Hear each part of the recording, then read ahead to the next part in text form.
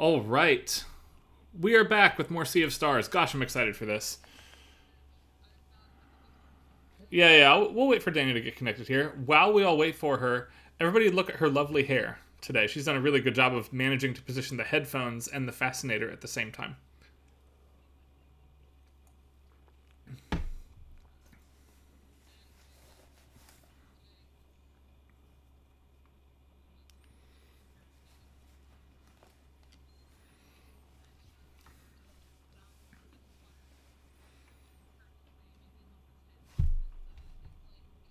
It's like a Bob Ross painting or something. It's got like a tree and like Oh, nice. It's like a really cool like landscape, but it's split down the middle, so it's like two. It's an anthropology sweater. I found it on eBay and I was very excited. Nice. So, it's like not quite sweater weather, where it's been kind of warm here, but this is cashmere or like wool, so like it actually doesn't like hold in the heat the way a synthetic does. We got the entire fall season of rain all at once today. It's rained all day for about 16 hours. Yeah, we've had heavy rain today. And I'm ready for that to move on. The homecoming parade for the kids is supposed to be tomorrow, and, you know, rain is bad, right? Yeah. All right. I still cannot get over how good the Pirate Bardcore stuff jukebox is. I'm all about it. Absolutely, this rules. And Dana, you can see in here, we're good to go? Yeah, we're great. Okay. We're going to get going then. We'll be off to the races.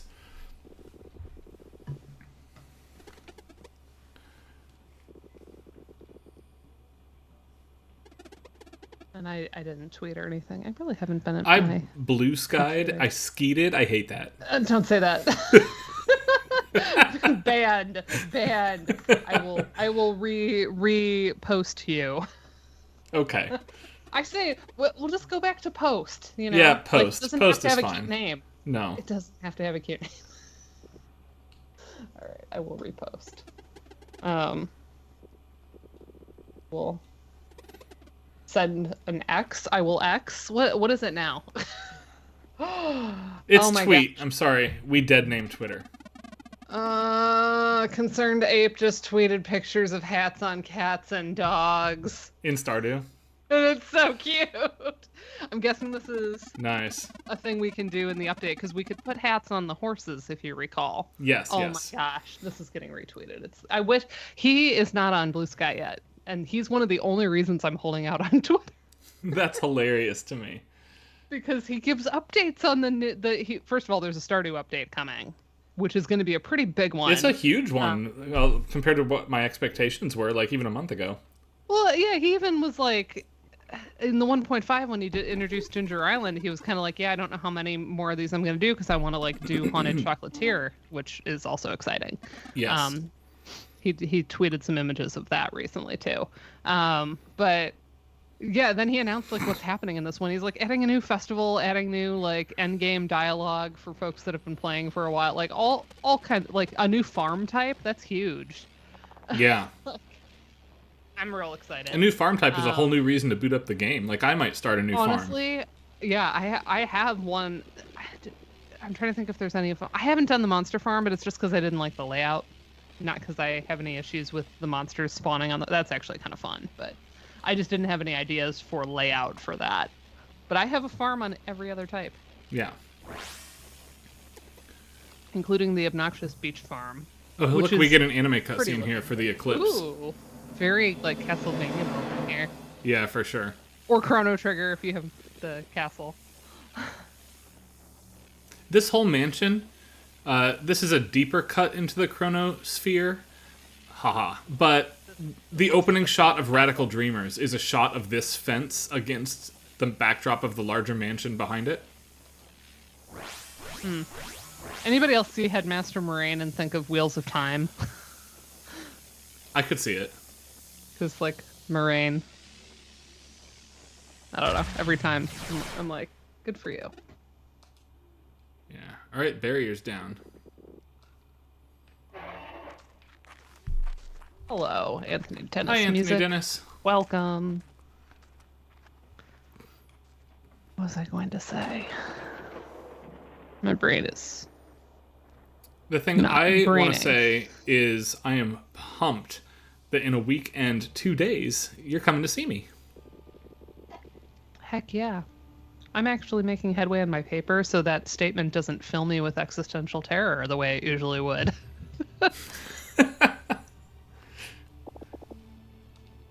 After the stream, when we're not in front of a question mark number of people, XSplit's not updating when I don't have the window open.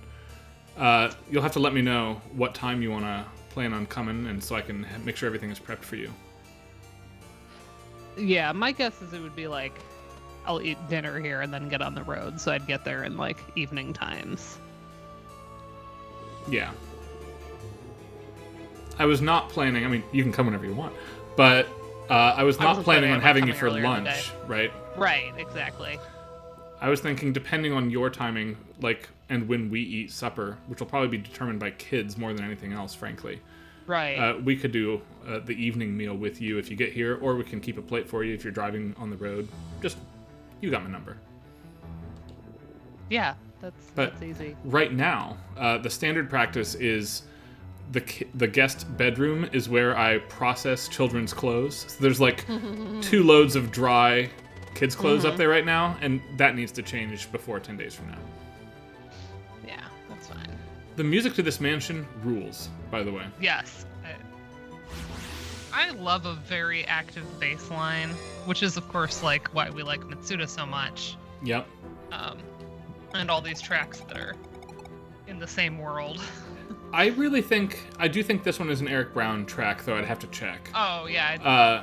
But I think he's This done a one isn't giving me remarkable clear job Mitsuda, but... emulating the style in a way that doesn't feel like he's just ripping it off. He has his original contributions here, but clearly he knows how to participate in this musical culture effectively. Oh, this cider turned out so good. Oh, yeah. I'm so jealous. All I have is, like, standard canned cider. So it's a Martha Stewart recipe for those that are tuning in. You just take whatever your jug of cider from the grocery store, throw it in the crock pot, but you split a vanilla bean and you throw that in, and oh my gosh, I usually add a little like vanilla extract as well, or paste, or like whatever I have on hand. I like it extra vanilla, but it brings out the apple. It like just smooths everything out. It's so good. Yeah, that sounds amazing. I usually make this for Thanksgiving. I have this as like one of the drinks. But I had some cider that was sitting open in the fridge, and I'm like, oh, I should use this up. So I had that. Oh, look at their like death waltzing. Oh my gosh. Yeah, hold on. We're going to take this fight. That is so fun. So you may have noticed Sarai just joined us again. We have 4 party members right now, and the common JRPG problem of only 3 at a time, right? Yeah. The catch here that elevates this a step beyond swap. Chrono Trigger. In combat? Live in combat, I have all 4 at any time. Oh I just my choose gosh. Sarai's going to take a turn right now. Ha. And Nice. then they get their turn. We'll block twice here. And at any time, I can swap to the extra character.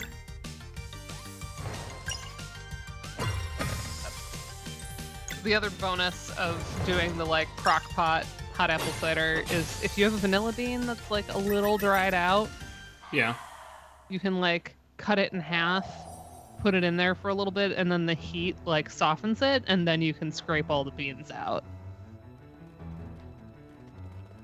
That 'Cause, sounds good. vanilla's expensive, so if you buy like a pack of it, Yeah, you yeah. might be sitting on it for a while, and then maybe it's not as fresh. So I keep, once they're dried out, I just reconstitute them. That makes sense. That works if you're doing like ice cream too. If you're heating up cream on like a double boiler or something, you can like get it to plump on you so you can get the seeds out. But yeah, we all know vanilla and I are very close. Mm-hmm. Vanilla's my favorite. So, vanilla cider. It's a Martha Stewart. Let me see if I can find it. It's like, I mean, it's exactly what I said. You put vanilla in cider and you heat it up. But Yep. I got the idea from Martha Stewart.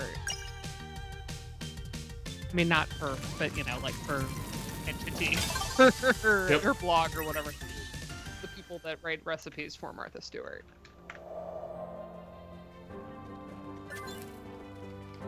Oh, hers has more stuff in it. See, I really just took the idea of The vanilla bean? Hers Yeah. has bourbon in it and nutmeg and brown sugar, which I don't. This cider certainly doesn't need any more sweetness, but it also has honeyed walnuts to top it with, to put on top of the whipped cream. That's extra. Nice. Hey, I'm gonna need your help here, Dana. Okay. We have to make this ghost a sandwich. 2 parts hepar, 4 parts dust, 3 parts sugar, 1 part rust. Okay. You got it?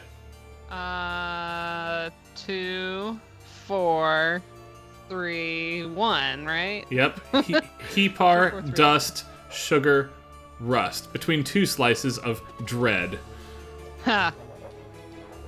We'll go to the kitchen here. Garl has to put his talents to use here and get to cooking.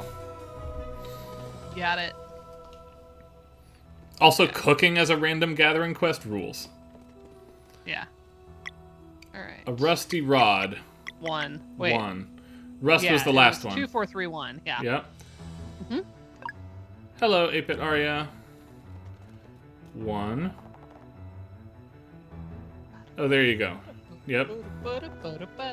Oh, it tells you? It tells you there. Sugar. 2 something 3 1. I think.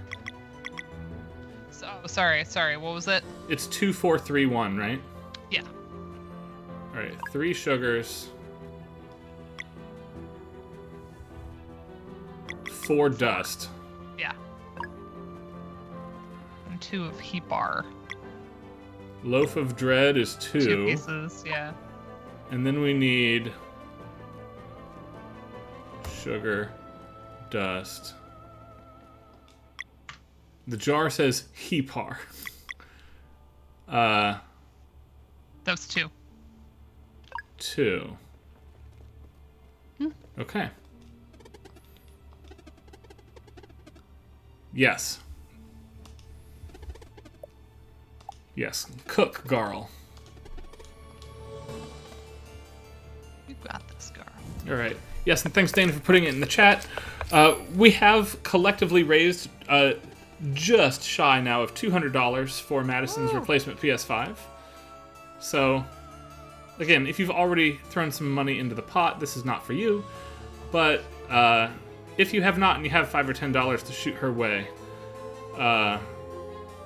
please see that message and do so. Yeah. Madison's been updating us pretty regularly on where we're at on that sense.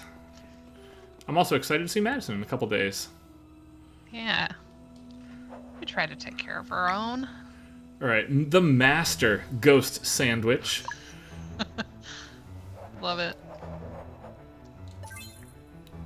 Nice. Yeah, we get some money. I like that it sounds like writing. The ghost. Yes, because he can't speak, right? Yeah, it sounds like somebody using an old quill pen. Like that Yes. scratching. Just crown the king what a- and you're there. What a wonderful little detail in the sound. I need to buy my universal ticket yet. Yeah, we both need to do that. Not that there's a huge issue with that, but we could do that after the call here. We could.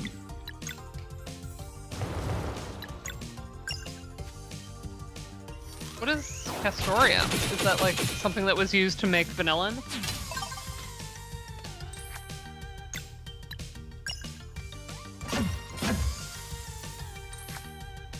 Oh, yeah. Oh. Oh. Castoreum's gross. No wonder. It's a yellowish exudate from the castor sacs of mature beavers. No thanks. Nope. Whatever you just said is not okay. So the extract is generally recognized as safe as a food additive, and it's used largely in vanillin. Okay, we which crowned... is like a fake vanilla flavor. Ugh. We crowned the king, and now I think this guy needs the knight's helm. Yeah, good.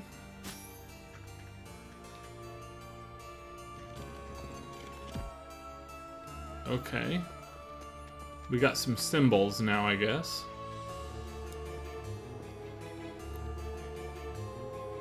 I'm gonna say like key-looking thing, crab-looking thing, human skull, cow skull. I know that's not the actual objects there. Oh, it's like a bird, probably with a beak. The second one, you mean? Or the fourth No, the one that you said looks like a key. That looks like a bird to me. Yeah, you're right. I think it could be a bird. Whatever, it's... So, bird. Oh, wait, hold on. We need to make it look like it. Bird. Yeah. Tusky boy. Thank you. And then human head. And then, yeah. And then... Okay, and I'll bet on this side, we have bull-looking thing, we have human opposite. head, we have It's tusk. Mirrored. Yeah. Key. Bird. There we go.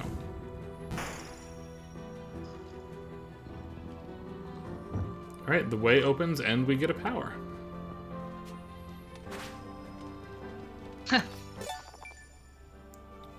The power I'm collecting is a formality because it's a fun Chrono Trigger reference here. X-Strike!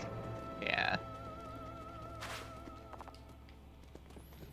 I don't think, with the exception of the boss, we've had any enemies live long enough for me to demo the combo moves, but they're cool. And they work the way you think they do.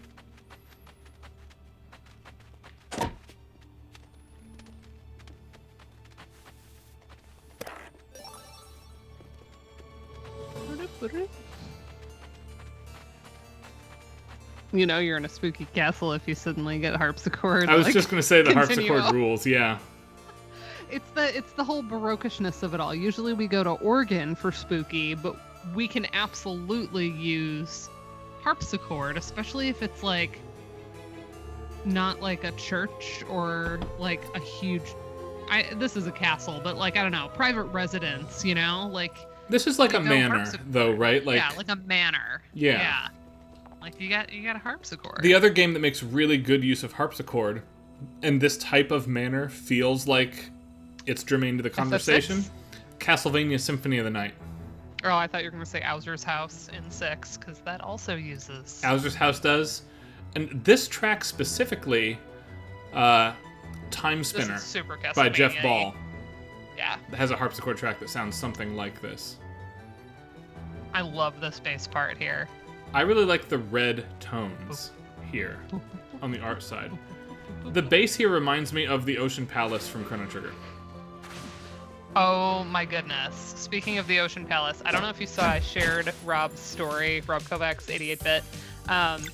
He did a stream highlight recently where he mashed up Undersea Palace with Aquatic Ambiance from Donkey Kong Country. So it was like Aquatic Ambiance but in 6/8 and with the low bass from Undersea Palace. It was so good. I was like, can you record this so I can buy it? Nice. But I was like, yeah, you're really speaking my video game music love languages right here. Rob is an easy person to adore. Yeah, Rob's awesome. Yeah. And he's local to you, right? So I'm assuming you know him better than I do.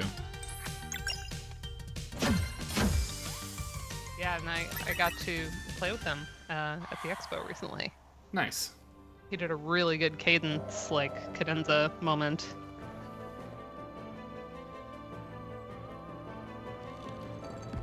I know, I have to have him over to, like, actually play our video game collection, because I feel like he's one of those people that would really appreciate the older stuff that we have.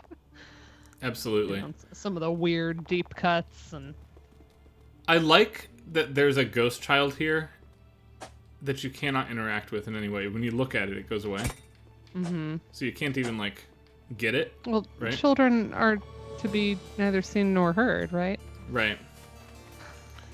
Maybe it's one of those. I feel like that's been a thing, right? In like shows that have a supernatural component, where like the ghost is some kind of a play on that axiom. All right. Ooh, are we in like... We're in some gardens now. And this will be a redux of the woods on the way here. We have to fight the thorn monsters to get them to clear out. Mm-hmm. I think I have to go to the right side first, though.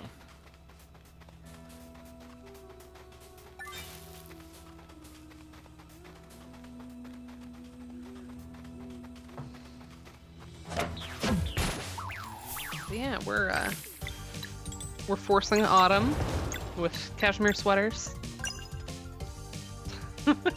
Even if it's not, although it's supposed to cool down a little bit from all the rain we've had, so hopefully tomorrow will be a little cooler.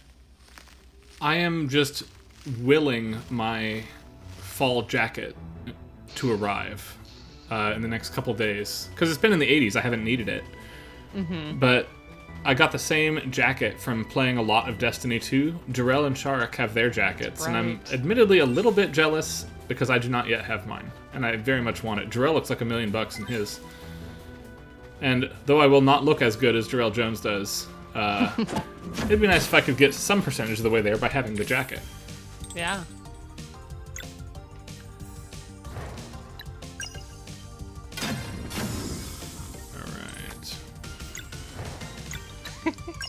Those orchestral bits get me every time. Isn't that gold? Dude. It's so cute. I don't want item roulette. What else have I got for combos for one? Just item roulette. Okay, that's fine. Good. You know what would make this even better is if I was sitting in my hot tub. We need to arrange for you to stream from the hot tub at some point. Hot tub stream. It would not be that difficult to do. Like, I definitely have a portable mic. I have things I could set it on, so it's like not sitting on the edge of the hot tub. Yeah. Right, we don't want like your laptop to fall into a hot tub or anything. Yeah, no, it would be on like a railing nearby. Table.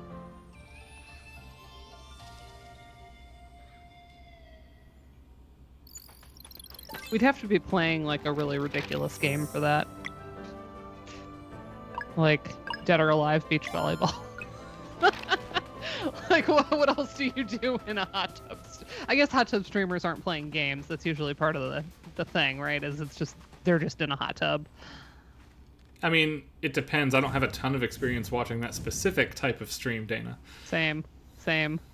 That's why I'm guessing they don't like that's kind of what the IRL like Twitch live stuff where you don't have to be gaming came from, right? People just being like, I'm going on a walk, and they have like their phone and they're like talking to you while they do stuff. I'm going to the grocery store. Also, hi Felt Cute, you are awesome. Hello. And you rule. I will not see you in 10 days, but give me 3 weeks, and I think we'll see each other in Denver, hopefully. Oh. Everyone has to have so much fun for me in Denver. We will. As much fun as me focusing as throwing as many knives as possible against that boss. Alright. I feel pretty good about that, actually. The top flower needs to go now. And in a week like a and 2 days is Game Sound Con. Yeah, Game Sound Con's the one coming up. Yep. In beautiful Burbank, California. So here's a weird thing. I could cast Moonerang and stop the one on the left side. You see how there's 2 moon locks there? Yeah. But in 2 turns, if I'm sneaky, I think I can hit all of these. I'm gonna be 1 short, actually. The mythical AMS. They don't do the AMS dance anymore, Andrew. Folks killed it. That's with right. Their derision. In fact, if you ask the relevant person what he is most proud of as part of hosting AMS After Dark, you will be told immediately, and again, very proudly, that killing the AMS dance is the best thing AMS After Dark has done in service to the field. It's not community building, it's getting rid of the dance. You know what I would think would be very fun to do at an AMS, and I think you would be down. I don't know how many of our other friends would be down, but I'd love to go to like a karaoke bar where you actually like rent a room for a group and do that with a bunch of musicologists. I think that would be really That would fun. be amazing, yes. All right. If it could be a mixed enough group where you're just like, oh my goodness, I never thought I would know this Senior Scholars Go To karaoke song. Let's do be X Strike. amazing. We got to see the Chrono Trigger one, right? Here we go.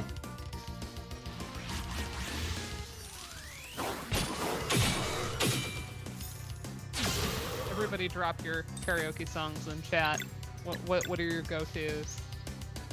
I really like Straight from the Heart, Sting. It's a good one. You've got the range. You could probably pull off a number of good ones.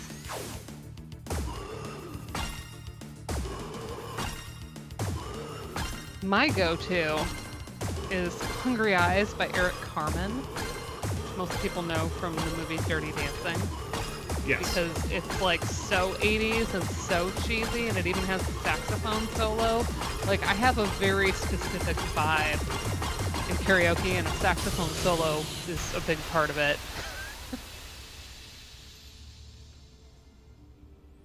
All right. Sorry, I just killed the boss in one shot. I've been just avoiding Moonerang, and I was like, why not? Let's just do it. I'm guessing by tequila, you don't mean the, like, Dan and Shay, like, country music one, because I was tricked into... I got a request for a wedding to do that song, and I was like, I was thinking it was na-na-na-na-na-na-na, and then it was this other one that I didn't know, and I looked it up, and I was like, oh. Nice. Very different song. All right, Sarai is Don't Stop out. Me Now's She dead. will not fight the Dweller with us. Don't stop me now. That was a fun one because it's got the like ramp up. Wait, with the slow wait. intro. Madison has never tried karaoke, never done karaoke before. You're good though, ma'am. Like, we've heard you perform, and we want to do that again, actually. Madison, I have to send you this like amazing reel, and it's this like insufferable musical theater girl at karaoke being like, I just don't know if I should sign up, because I'm a trained voice. Oh my gosh. and people come here to have fun, and I just don't know if I can, get into a space where the training won't come out. She's like, and everyone in the comments is like, I hate this. Good job. Like, there's that whole realm of both TikTok and Instagram have these people that like their whole thing is just doing like POV, but of like really awful, cringy people to like make you feel disgusting. It'll be like, pick me, girl. You're like, no, I didn't need to see this. But also, I can't look away. Yeah. All right. It is actually true. Garl can't damage the Dwellers. Only lunar and solar magic will work. That's just the way the world functions here. Ryan can attest to the two of us doing car karaoke to 90s music, and on the boy band songs, I would take the lower harmonies. Because that's how we roll. had a blast. We had, what was that, a 10-hour drive or something? Mm-hmm. It was one of the better road trips I've had, Dana. Yes. Where we did really good a at bunch car of like playlists. Backstreet Boys and NSYNC, and then Saturday morning cartoon theme songs of Oh my gosh, that our was fun. childhoods, which was the highlight of that particular set of singing. Yeah, that was particularly good. Which not all the best cartoons had lyrics. Like the X-Men theme song did not have lyrics, No, but you can still go but da-na-na-na-na, Sonic the na-na. Hedgehog, Yes. Blue Streak speeds by. It's my favorite. Yes. I love that track so much. Yeah, unequivocally, it flipping rules. Yes. This track is also good, by the way. And this gives me Lavos Final Fight vibes. Listen to that bass. The scream. That's like such a nice throwback to so many creatures that do that, right? Yes. This is like Corpse Bride vibes. Look at this.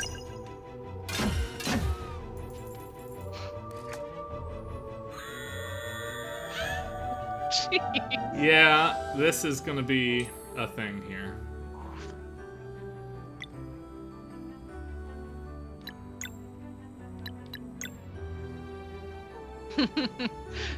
Oh my gosh, do you think the three of us could get Julianne to do karaoke at GSC? Yes, I do. You'll I notice, feel by like- the way, that we do a ton of damage as long as the rune is being held. Like, look at Erlena's magic here. I hit for some unconscionable amount a moment ago. This should Who else do from over Who else from 1,000. Game Sound Con would be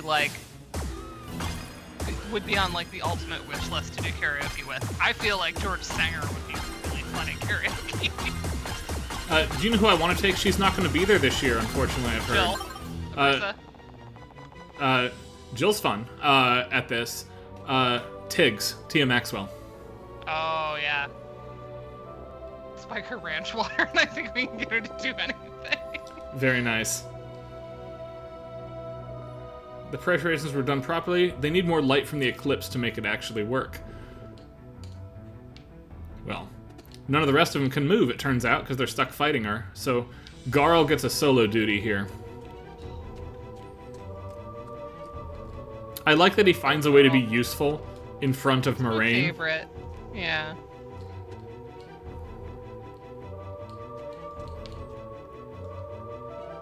Ooh, there's a tab. Right? I saw the sparkle.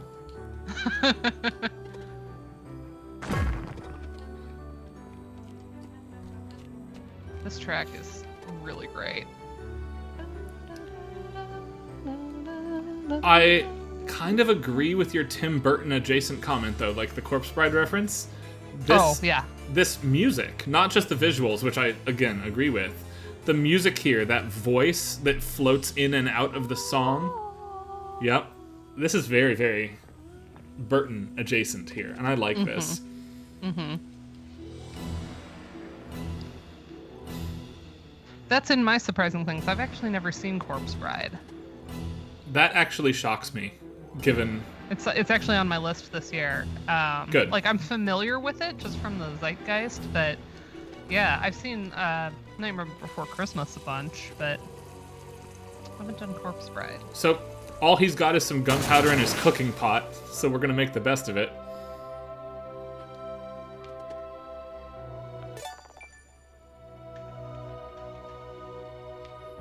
And now we'll go back down to the fight here. Wordless female / child choir is a staple of the Gothic. Like, who do we know that's talked about that ever? All right, Not now we only- get the not only actual the cook fight. variety, but the Van Elfren of it all. I Ooh, will admit, cool. I actually like the first track more than this one. Yeah.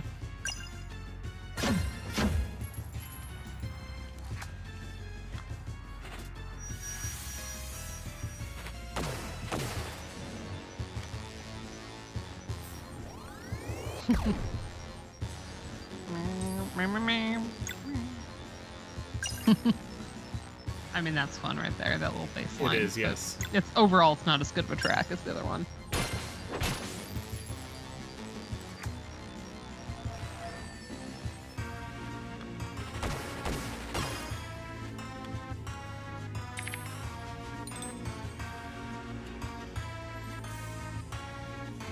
Only one, huh?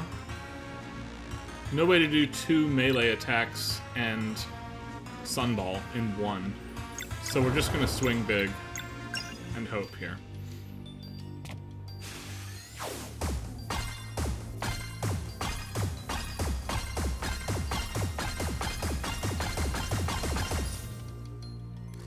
Not enough.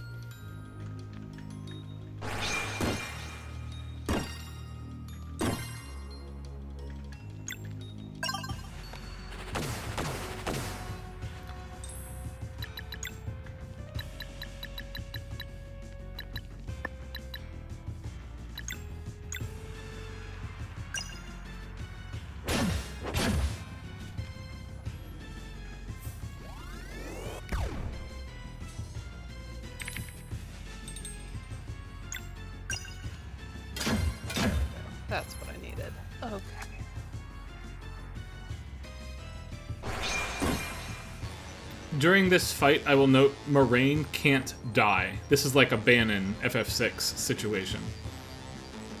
Bannon can fall. Oh, you mean like if he dies, your whole thing is over? Yeah, yeah. Yeah. Okay. Not like he's invincible for the fight. No, like if you let Moraine die, You have to keep him alive. it's a reload. Yeah, yeah. I'm following.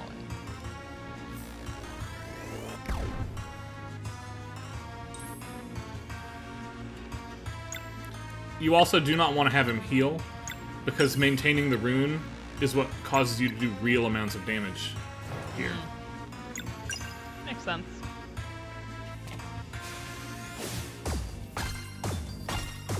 I think Garl's my favorite character. Yeah, he's the best. There we go.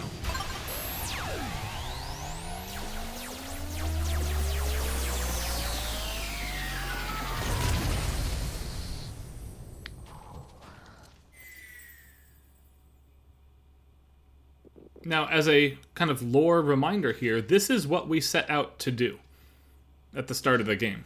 Like, we've now won. Oh, we're done. That's Game right.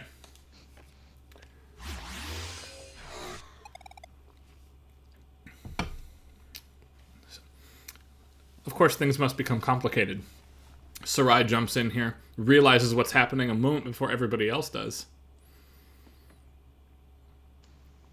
Oh, I found it.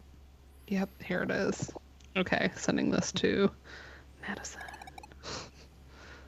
Yeah. Tell them what you... Too late.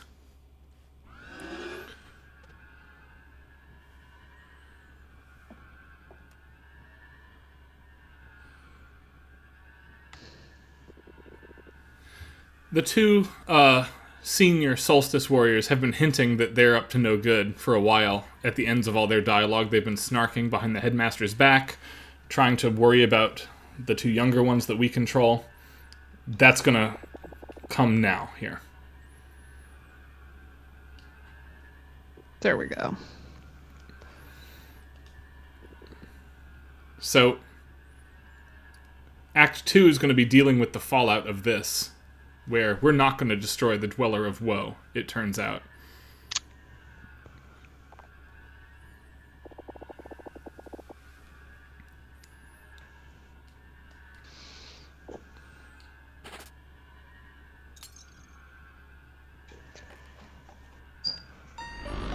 It turns out the two of them have been in league with the 4 mystery villains.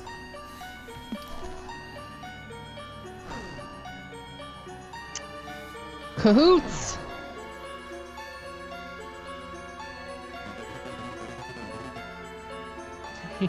Such a good beep speech.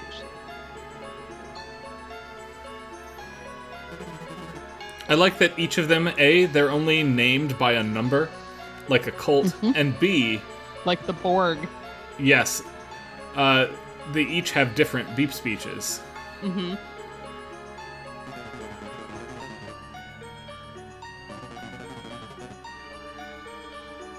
I also have said this before when this track has come up, but I like the whole toniness of it all. Yes. It's very dream sequency, like, uh-oh, what's going on? They do worship the Fleshmancer. Which we already said, Fleshmancer, like, that whole concept needs to be canceled. It's not great, is it? No. I know some self-proclaimed alpha males that would consider themselves Fleshmancers. That's gross. Nope. Nope. Veto. All they asked was for us to conjure a blood moon. And then no more Solstice warriors. I'll tell you, those same dudes can If you're ever really asked give you to advice conjure a about blood moon, you should just not do that, incidentally. Unless you're doing it in Tears of the Kingdom because you need something to respawn. Right.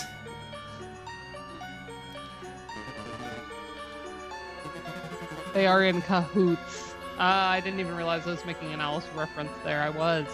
Yep. They are going to use this core to resurrect the Dweller of Strife. I just really like the word cahoots. It's really fun to say.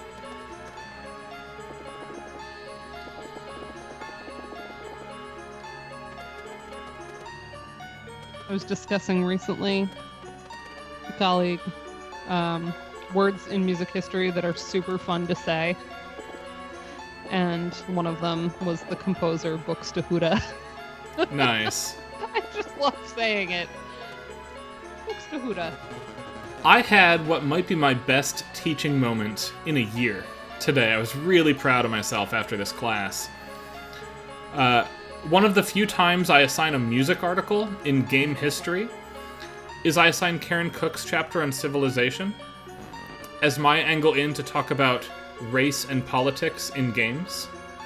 In part because I am well equipped to have that conversation through a musical lens in a way I am not equipped to have that about, say, art or about game design or about various other ways of approaching, right? My musical knowledge is more.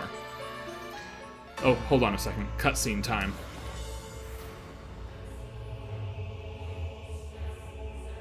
The chant rules. We get some lower voices in the chant, which gives it a very different vibe than just the gothic. Yes.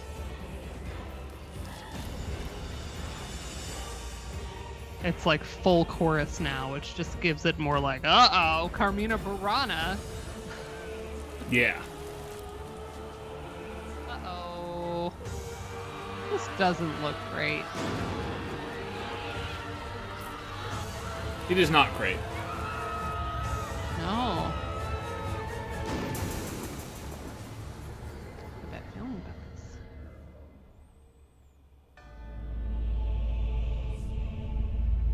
This is the longest cutscene we've had in a long time, incidentally.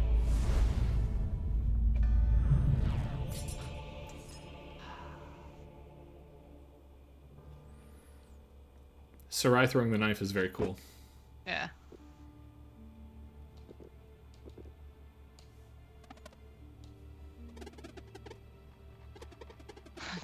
Carl. Carl, I don't think we're that safe at the moment. No. Yeah. No. Yeah, it turns out the reason Moraine is so strict is because the battle before this game starts is everybody else died and he was the sole survivor of the fight.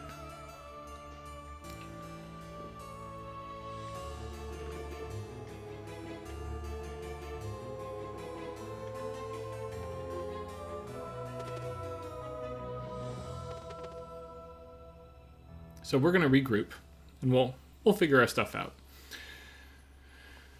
I like Paukenschlag too. That's a good one. And Kindertotenlieder. Yeah, that one's interesting because like what it means is so depressing, but it is fun to say. It's like got that fun like Germanic. Kindertotenlieder is an excellent word, and it is fun to define for people who don't know German. Yeah.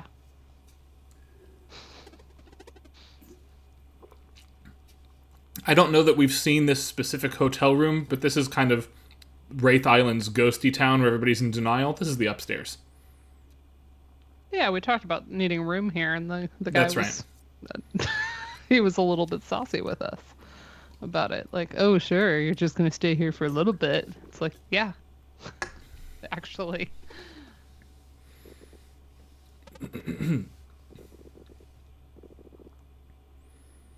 Yeah, we need to get to Mesa Island is the next destination. Cool. We'll figure it out. That's unreachable. Yep, well... Like you do.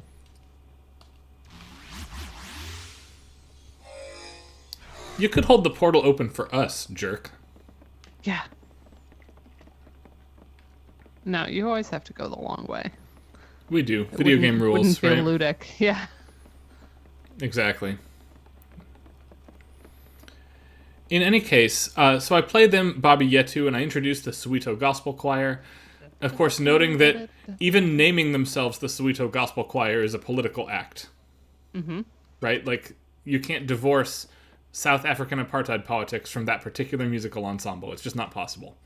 Mm-hmm. And then I said, what game is this being used to advertise? Civilization is a 4X game. Somebody read me what that means. And the gasp in the room is I had a student read out without thinking, explore, expand, exploit, exterminate. Yeah. was palpable. I'm going to do that every time Holy I teach moly. that material now. Yeah. That's just not a set of words that you think about with, maybe the most politically engaged black ensemble on the planet. Yeah.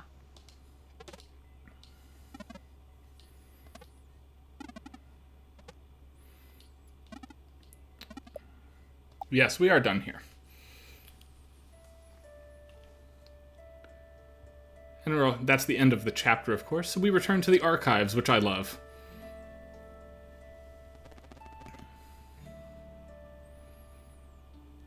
Act 2 of our story, if you will.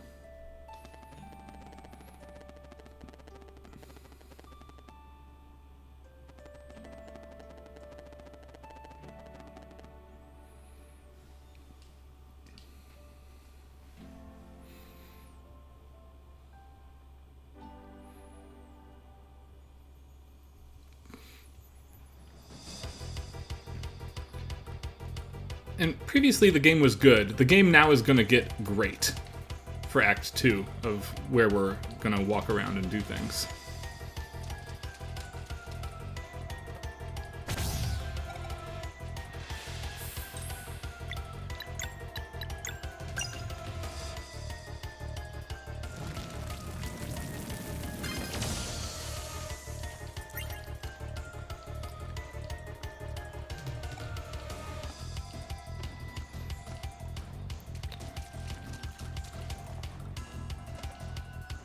Alright, we're going to try to save as many people as we can, because the people you don't save here will die.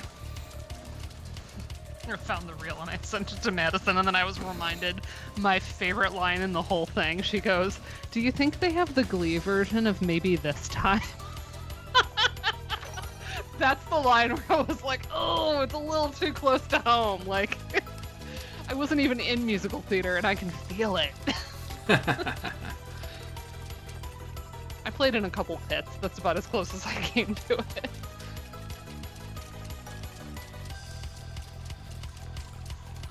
Alright, where else can we get to? We got some jobs to do here.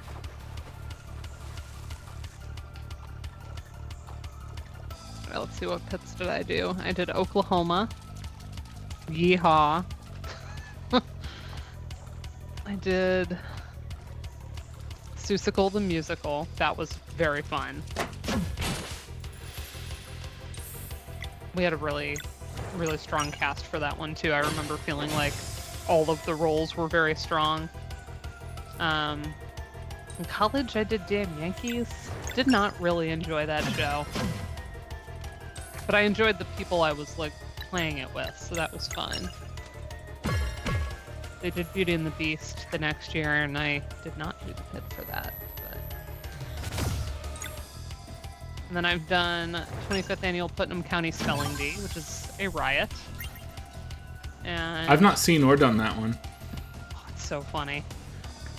And Mamma Mia.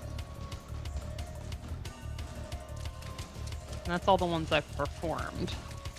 Nice. I grew up around a few people that were very musical theater, so I went to a lot of shows.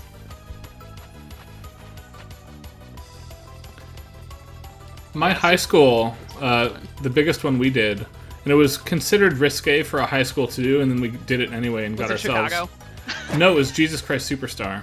Oh, that is kind of that is, yeah. Even Godspell can be rankling Because depending on Judas where you has, are. like, the dancers, right? Mm-hmm. Let's see if I can climb up Well, and here. the religious themes too can be a bit. But then Yes. those shows aren't necessarily like made for Christian schools either, you know? Like, Right. you know what is like the cringiest like high school musical that I've ever seen? Is it South Pacific? No, I've never seen a school do that, but that's up there. It's an all-white school doing Once on This Island. Nope.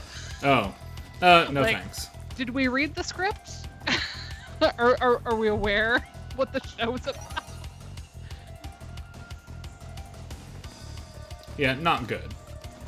And when I went to see it, it was because a friend was in it. And then I'm watching the show being like, oh, this wasn't maybe the best show for this school. Alright. Moonerang is inefficient for time, but it's fine. Let's go. All of these critters need magic to kill. You can't just swing at them.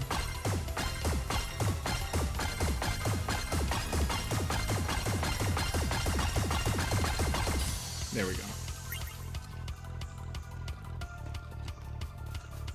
Let's go up. Here we go. Once upon a mattress twice, I'm sorry. Yikes. Joseph, yeah, that one gets done. Anything goes. They did anything goes at my high school, but it was at my school they used to trade off where like the band director would direct the pit the one year and then the orchestra director would do it the next year. So I only did the orchestra shows just because I didn't really know the band director. The Wiz with an all-white cast. The Wiz with an all-white cast is not a thing. Nope. Also Once on This Island. Yeah, people love Once on This Island. Oh, Maria and Sound of Music in 8th grade. That's pretty great. I don't want to blow through the dialogue here because I think this sad track is actually pretty good. I'm going to give it a minute.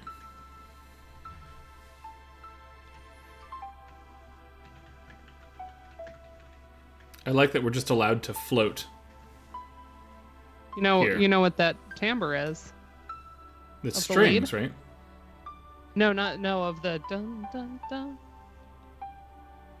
Oh, It's End of Time from Chrono Trigger. oh, it is, yeah.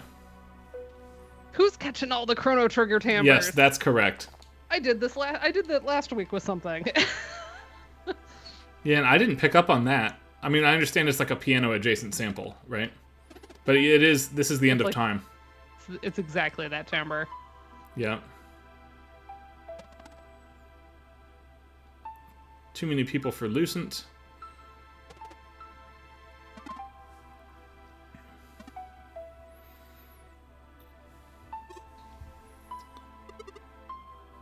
So there's an unclaimed island to the northeast. We can move the town.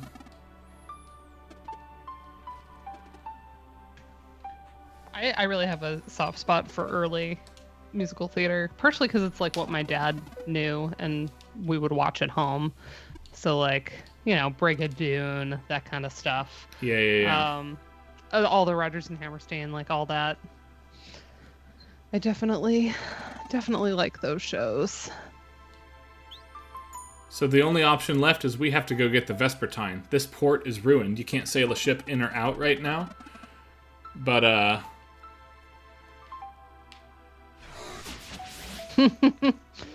we need the captain. Sarai provides the captain immediately. The time has come. Nice. Ahoy, Captain. Yeah, we thought you were gone. The Vespertine could even sail the sea of... Nope. Don't say it yet. Original touring Ryan from High School Musical. That's pretty cool.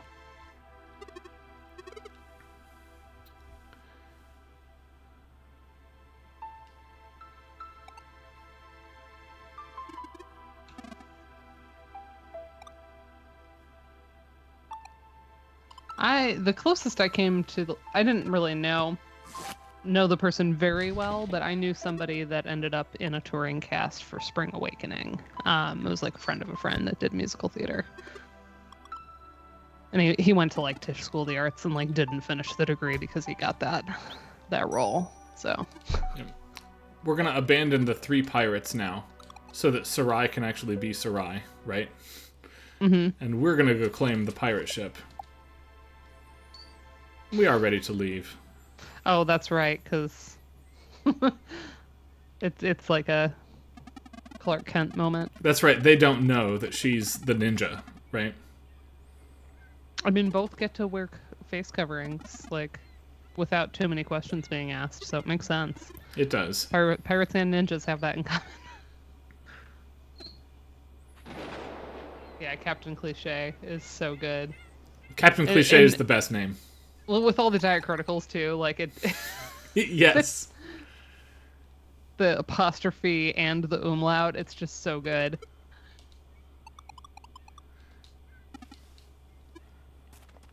All right. I love the idea of this, that with everything happening, it seems there'll never be time to explain. So in case you haven't figured it out yet, right, you're told now explicitly. Well, and Sarai has an umlaut at the end, too. Yeah.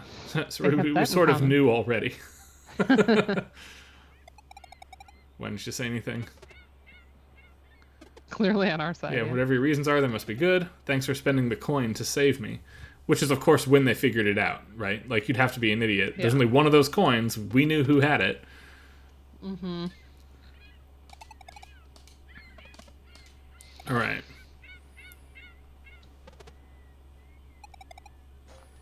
Oh, that vanilla cider is amazing.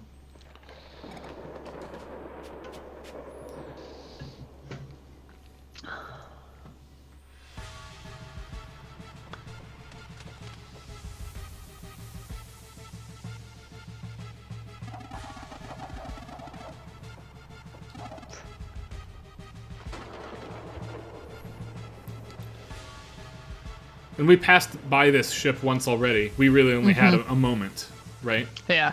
So now it's done.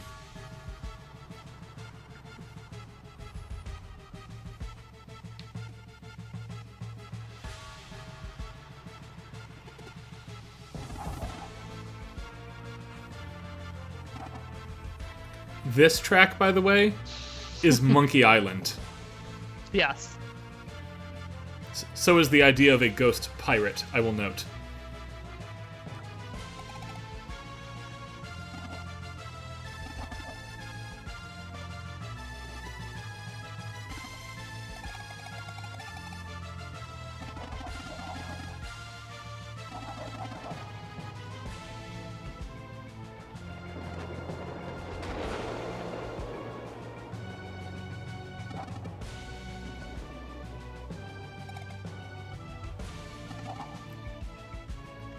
Yep.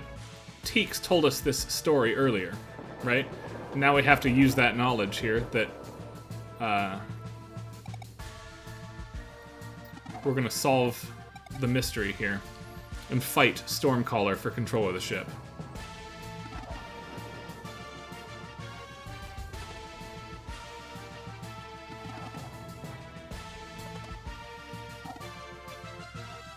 Reckon you can beat a grudge so strong at magic to parallel nightmare realm in which to torture us for all eternity?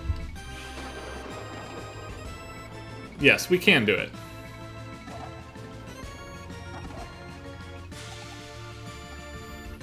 Alright. Do you know what a pirate's favorite type of music is? No. Rum and bass. Excellent. I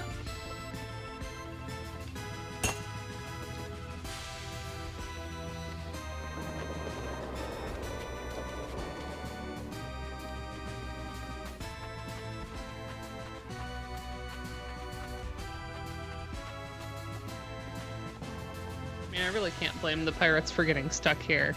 They say pirating is so addictive because once you lose your first hand, you get hooked.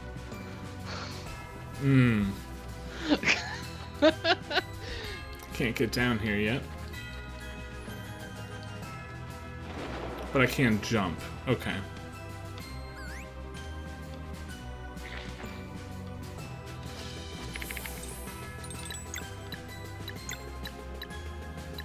Sure, this'll do it.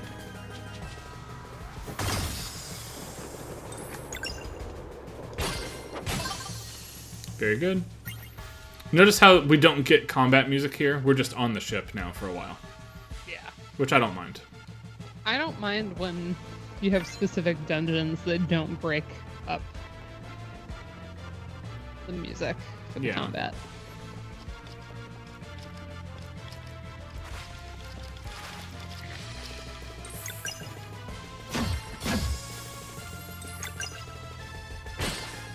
And we should just one-shot everything here. This dungeon is not meant to be as difficult as the manor is, which is like you know, the start of Act 2 isn't actually supposed to be as hard as the end of Act 1 sort of thing. Mm-hmm. Alright, I hate tomato club sandwiches. We're gonna upgrade to the Moon Cradle fish pie.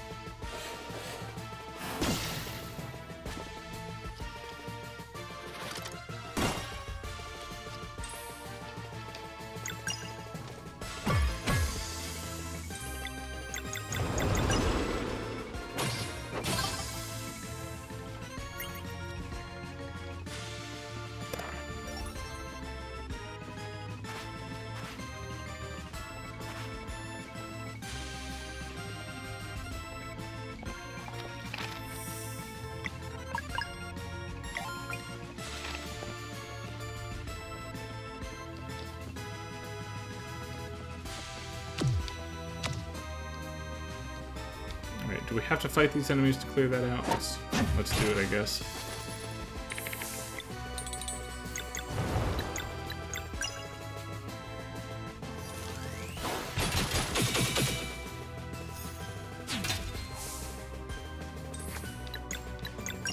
Sure, fine.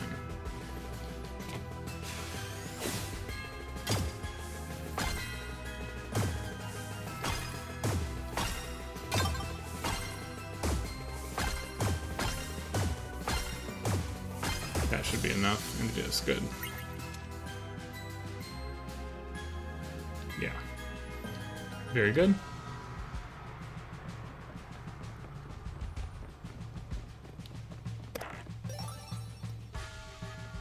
What does that drum part remind me of?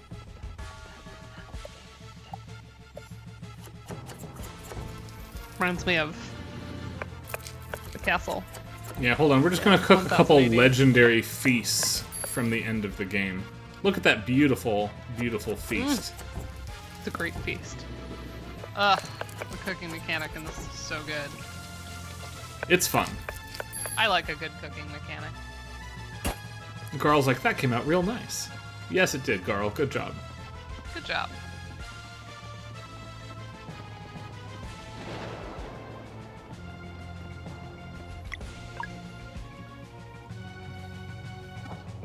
All right.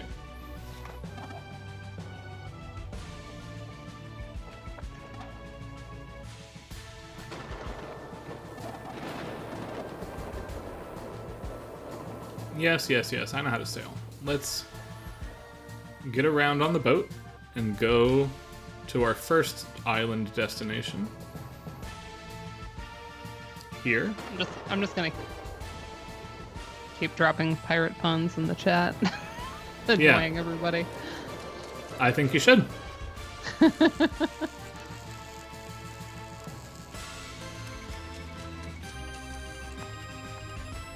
I'm just going to go through this as fast as I can. This dungeon is fun, but it's not, other than getting us the ship, it is not as plot important as some of the other things we're going to be getting to, if that makes sense. I can see it now.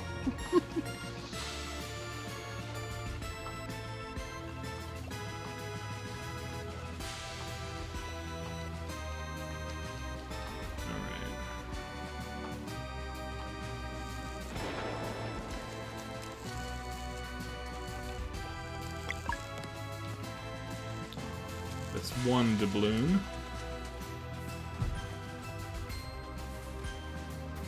Doubloon is another fun word to say. Yes, agreed on that front.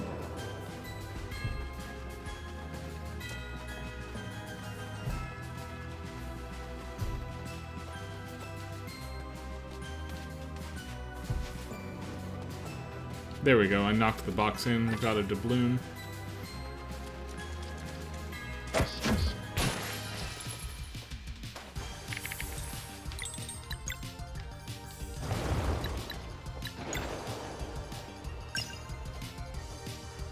Yeah, you wouldn't want to get into a draw in this fight. You know what pirates call a draw? No, we would not. A stalemate. Yes. I don't know what to do with you sometimes, Dana.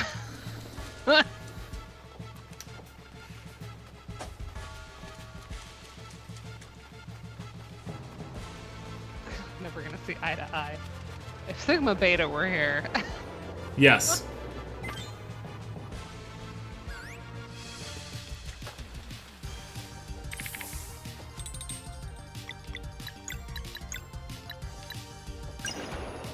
Alright, Garo, we need Cooker Surprise.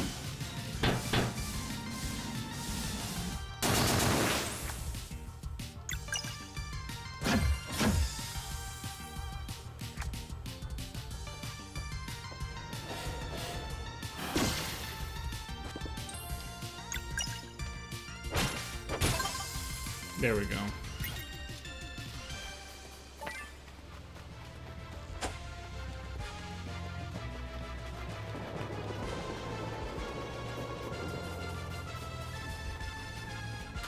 Of course, one of my all-time favorites, which is really an Addy joke, is how much do pirates pay for corn? A buccaneer! Nice. We're too short. What? Hold on.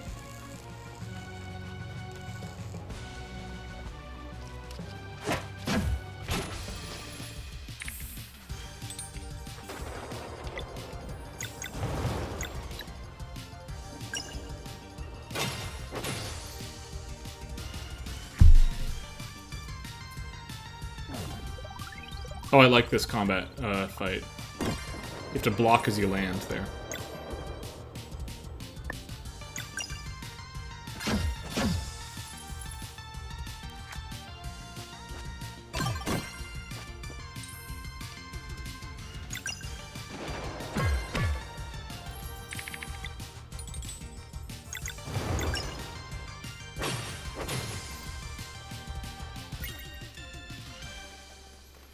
I love the implementation of the cadence. I just cannot get over how good that is. So satisfying. It is, every time. It's like me at wedding gigs when, like, I get the timing just the way I want it. That's the last 2 doubloons for this island, by the way. It didn't take us that long. Let's go put Which these I'm in hoping here. happens a lot this weekend. And all my cadences are beautiful. Have a bit of a challenge tomorrow in that I have a bridal party walking to Claire de Lune, which it's hard to cadence because, you know, impressionist harmony. Mm-hmm. So we'll do our best.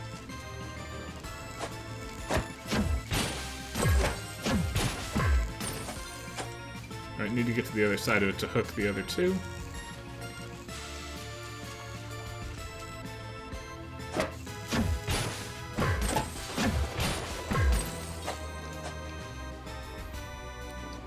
Alright, and that will be one of our pillars down.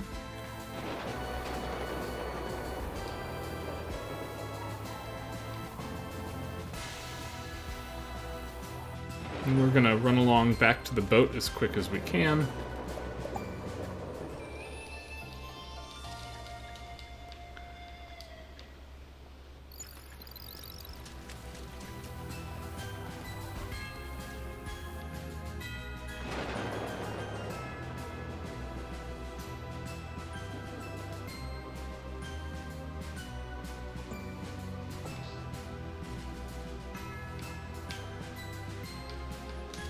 Here's Island 2.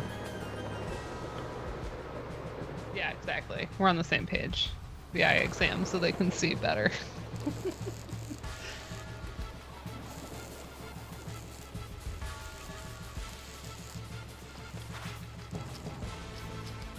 That wasn't fast enough, that's okay.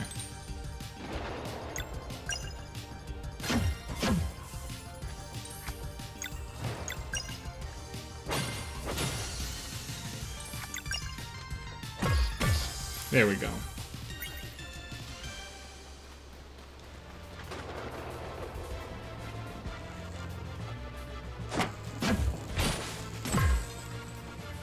This one you don't need doubloons for, you can just do it. I think you're supposed to find this one first. Hmm.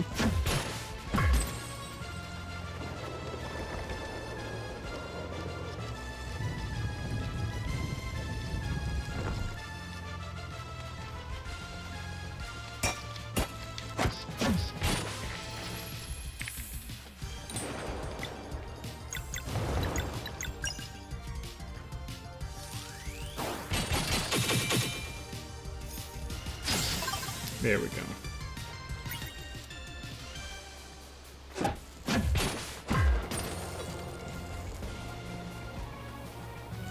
Our not-so-secret way to force experience points into the player by making them do this, by the way. And this one is up and around.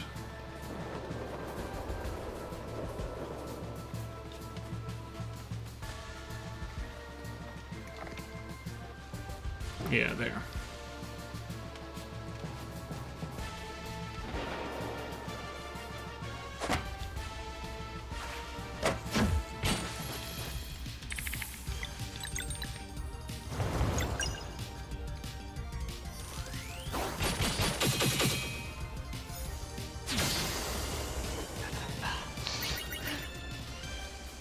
I can't finish it so fast we don't get the orchestra hits, right? Yeah. The orchestra hits are the best part.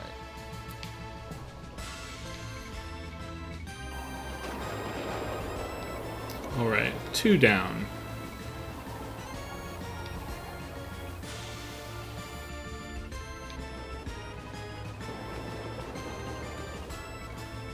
You can also tell Addie, I said the joke about pirates paying a buccaneer for corn, but they get it so cheaply because they buy it on sale.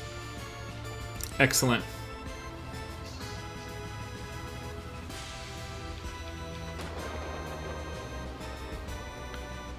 Alright, and I forget this one, so I'll just have to improvise here.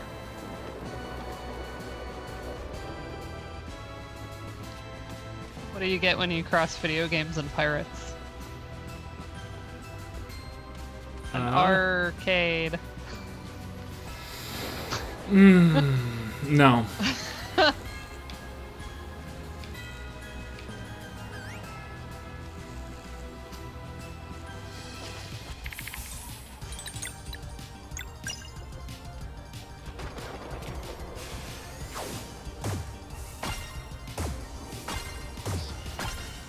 An RPG, yeah, also good. Yes.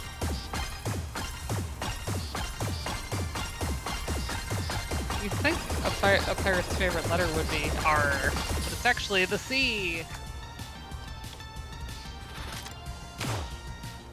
Garl got shot because you made that joke. I'm sorry, Garl. It's all good. He'll block it this time. Nope, he won't. I lied. Die. Actually, Michigan State's most well-known video game is Plunder Panic, a pirate competitive platformer, so There you go. I am accustomed to hearing RPG. this style. No, it's a Smash Brothers style, like, or a Killer Queen Black clone.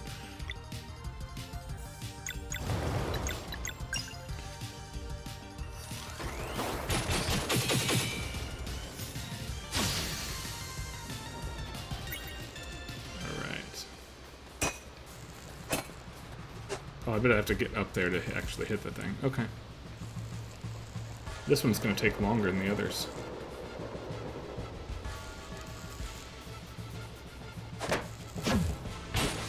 The animation of that backflip kick does look incredible, I will have to say.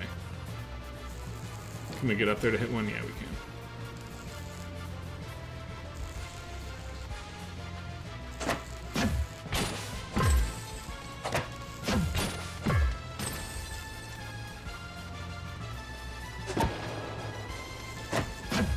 There's the last one, I think.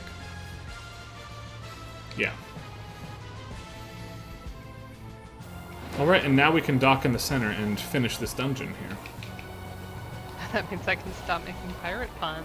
It does. I know it's gonna gut everybody in the chat.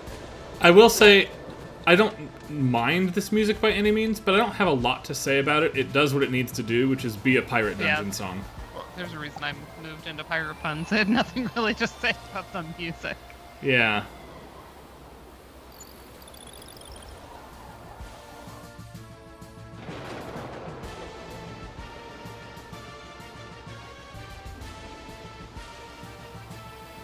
So here's the center now. I'll have a lot more musical things to say very shortly.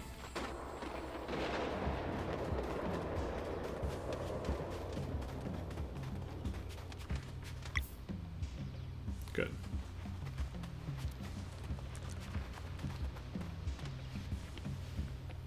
I like how platformy this bit is. Like having to shimmy there. And then having to, like, walk around and then grapple over.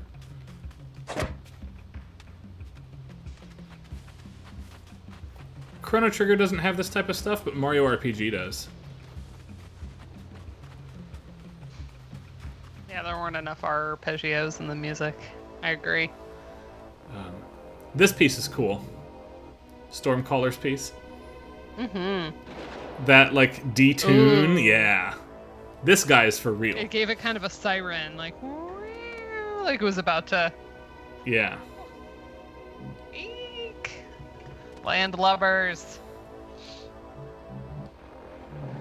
Oh, his beep is so low. It's like Jabba the Hutt. Yeah, it is. The storm calls free. Okay, this guy's kind of cool. He's alright. He's beckoning you. He That is. beckon animation.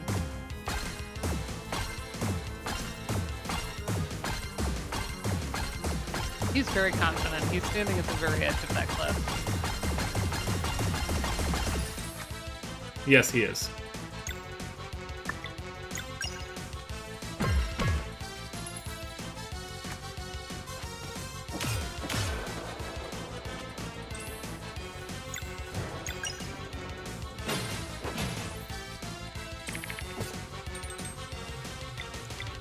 Okay, 2 swords we can do. 1, 2. Swap. And we will do 1 hammer and 1 poison and delay him. Bop! Look how close to the edge we just got kicked. Close to the edge. And if we power up Blair, we'll get a moon, and he will not get to take an action. Similarly, here's 4 poisons. Oh no, I missed it. Wow, I'm bad. Whatever, it's fine. Die.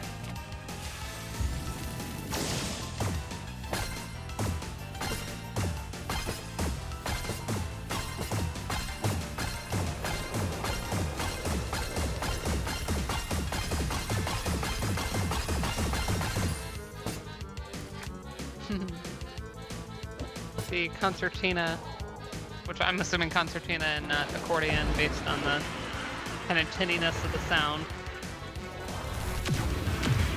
But it's not going unnoticed. I'm enjoying it. Now, did you notice we actually got hit for a lot there? Yeah. That was like a sheep kraken. So. Yes, that's why I prepared the feast.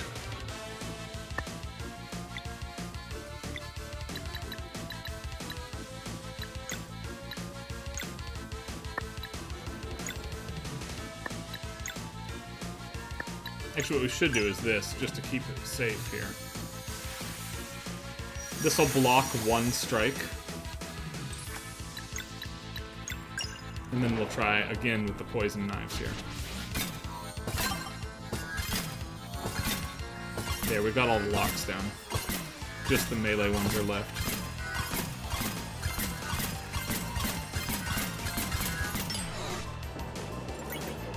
And it's done.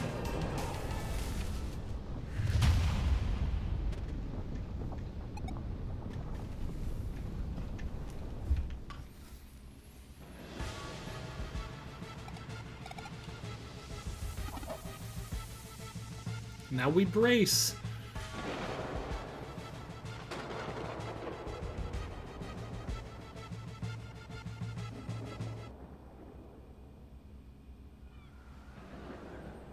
I will say this is a pretty cool way to give you a boat by JRPG standards. So despite the fact that I didn't have a lot to say musically about that dungeon, this is cool. I also like the idea that Teeks' stories have plot relevance, and this is really the first time that happens, which makes her feel like an important character, not just somebody who hangs out with you. Mm-hmm.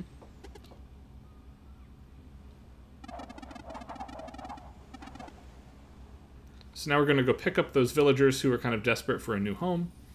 Ugh, the ghosts. The ship music is good. We got to listen to this here.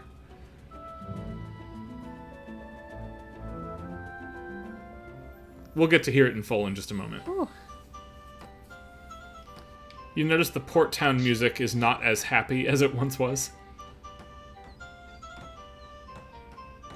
It's still major and such. It's just sparser. Yeah. Probably because some of the instruments were lost. Right. I like that Teeks is excited to talk to the ghost pirate, to learn stories. Heck yeah. I bet Hortense has a ton of good ones. She does, it turns out. She'll be the navigator. Amazing. Enough to see through your disguises. Uh-huh. Plural, I will note. Yeah.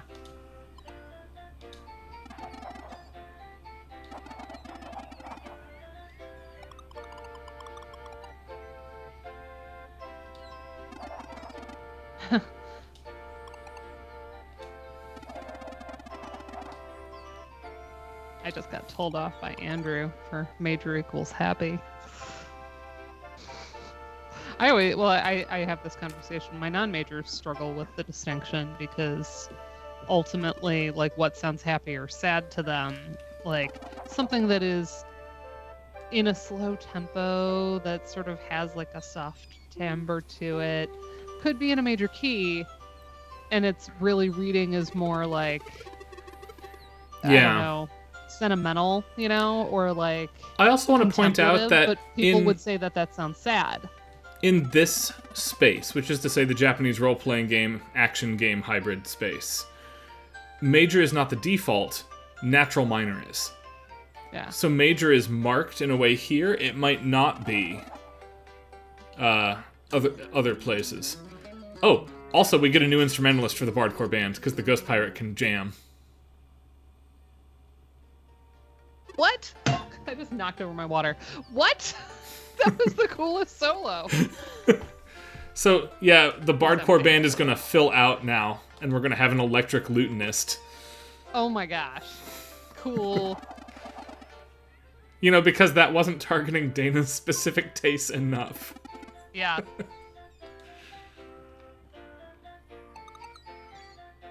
All we need now is a Chrono Trigger style time travel component where in the future they're a synth like pop 80s band, and then we would just hit all of my all of my areas here.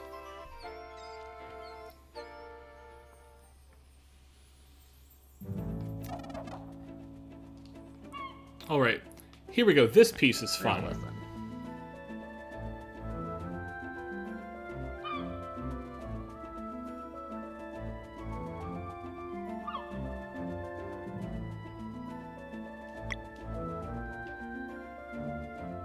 First of all, I love the bowed orchestral bass. Yes. I'm just going to let this play for a moment before we land.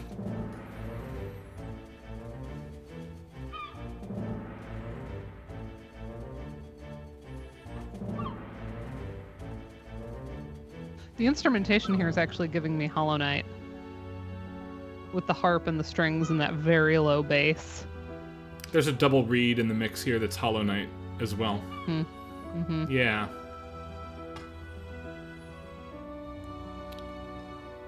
The ostinato here gives me On the Waves vibes without having to be in 3, which is really fun. Yeah. And this is not unlike the Chrono Cross sailing track.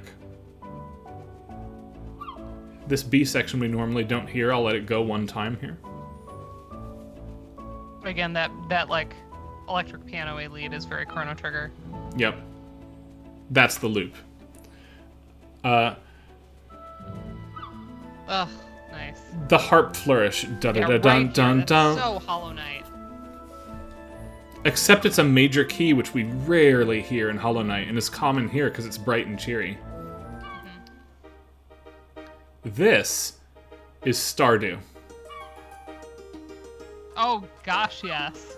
Yeah, I've been waiting for you to hear this What? one. All right, felt cute. What season is this? Let's let it play for a sec.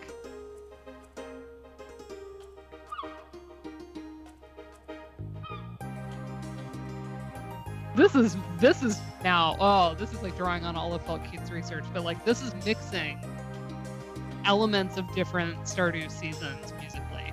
It is, and that's intentional for what we're going to do with this town, because you'll notice this is not yet a town. We have building and crafting to do now.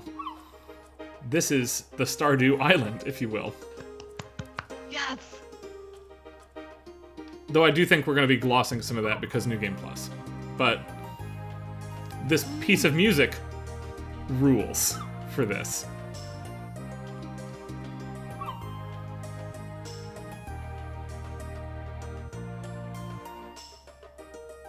There's your loop. So fun. I mean, there's spring happening in this part. Yep. That rhythm. Dun, dun, dun, Uh-huh. dun, dun, dun. Yeah. Let it play a little bit more. Okay. Now we get some of the bass timbre gives me the summer tracks. Yeah, yeah. The strings feel cold on those held notes, though. We don't get a full-on winter, though, because I feel like emotionally you have to choose half of the year in Stardew at once. But this is... It's timbrely giving some of the colder elements, though. Yeah. Which is so cool. It's a very, very good track.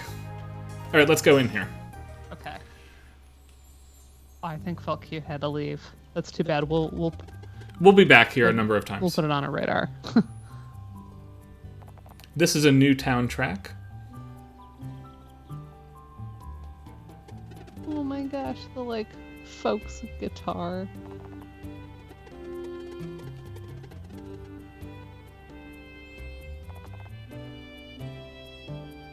That was some mixed meter in there, right? It was. Was I catching that? Yep. I'm always bad at figuring that out compared to like a Julianne, but I felt the little like whoop. We happened to catch this right at the change of the day as well, so we got a complete instrumental shift across the cutscene.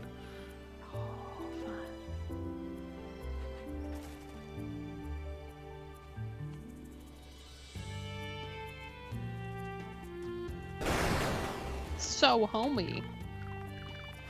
That moment, just for like a second where we have a double stop, is so good.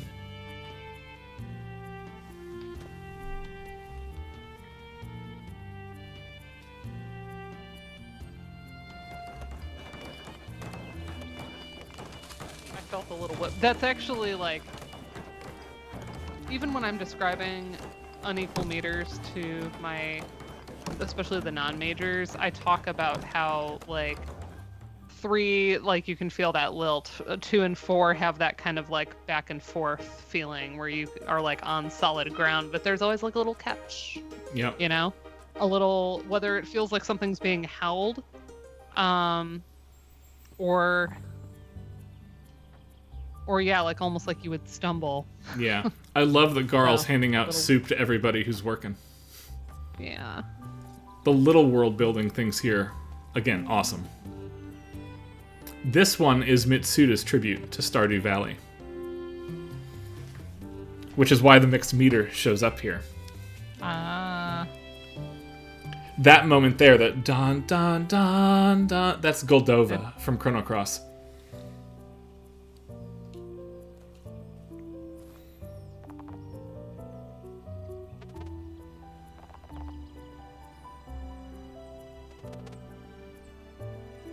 There's a strange Exciting. entrance on the other side of the island.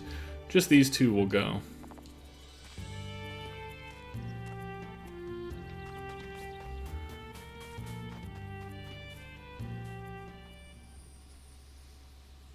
trying to think of the Lilton mix meter. Yeah. The little whoop. You have to kind of do like a little like. You have to really animate that extra beat. This place is incredible.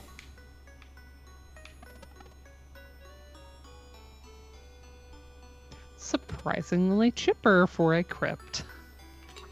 Still very Stardew. It is very Stardew. For, a crypt music, right? Huh.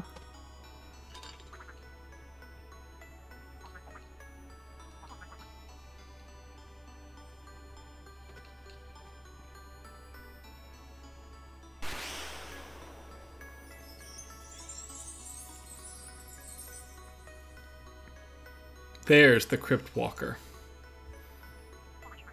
So fancy. It reminds me of a Dr. Seuss creature, positively. Yeah. Very.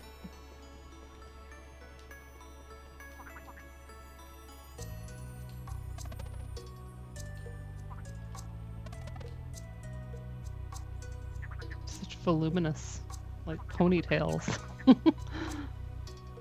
Come to live near the crypt then.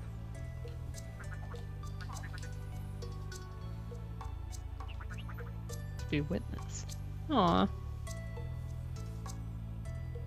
That's cool.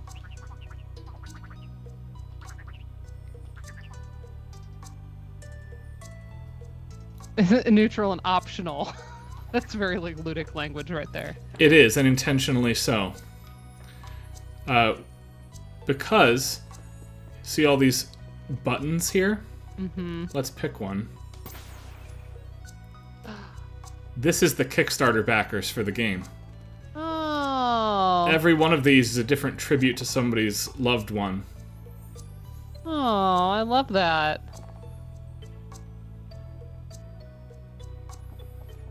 And all of the backers were given numbers. And if you talk to the Crypt Walker, you can give them the number and be sent to the right space. So you don't have to, find it. You could find it like yours, yeah. Right. Cool. Well, that's such a meaningful way to put the acknowledgement of folks. Aw. Yeah, and each one of the upper end statues here is, bespoke. Yeah. Yeah. It's very cool. I mean, I guess that, those are some of the biggest donors that have the bigger statues. You had to throw down to get the Yeah. big statues. Yeah. Oh, that's so cool. And that's what this place is. So that's what they mean by thousands, yeah. Yeah. So cool. And then here's just the back room. Yes, so yeah, all I think it's 3,000 people or something are here. Wow. Amazing. And if you talk to the Crypt Walker, so you're just looking or see you have a number, you need to find somebody, right? This is an amazing way Yeah, I really like to this. integrate your Kickstarter backers. It's one of my favorite that I've seen. But anyway, that's not going to harm the townspeople, so we can bop on back to the new town here. There's a fishing hole. There is. I think it's the same music at all of them. I'll check, though. It is. Yeah, but we're on Stardew Island, so it feels particularly good here. It does. And this piece also is how could you not know that this is Stardew immediately to me? I don't even play that much of the game, and I'm like, yes, yes. That banjo and fluty. And then it goes into this, which makes me so happy. I like that there's a "You Have One on the Line" song. Nice. But yeah, as I said before, I like that it has the Animal Crossing element with the shadows. Yes. Because that's not something you get in Stardew. You just get a tug. Yeah, it's more helpful. Stardew's is not as good of a fishing minigame as many others, frankly. A lot of people hate it because they think it's too hard with keeping the bar. Yeah. And there's that's a lot of people's first mod is the easier fishing mod. I've never done it because by the time I got into mods, I was good enough at the game that I didn't really need to. Right. But you know, you get the muscle memory for it, and it's fine.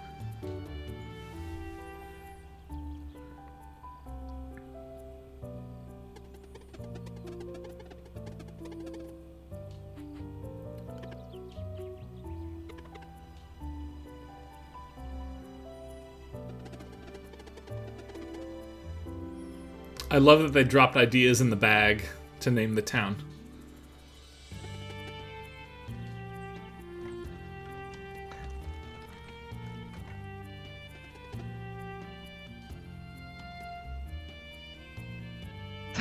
The look.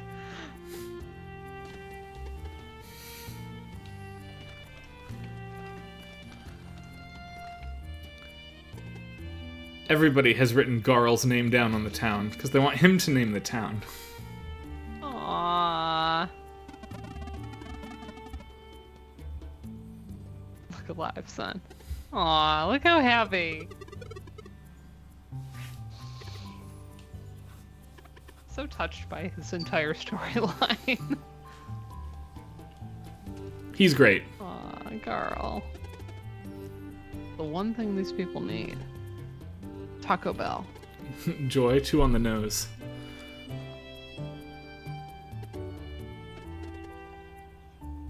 In the beginning, positive outlook.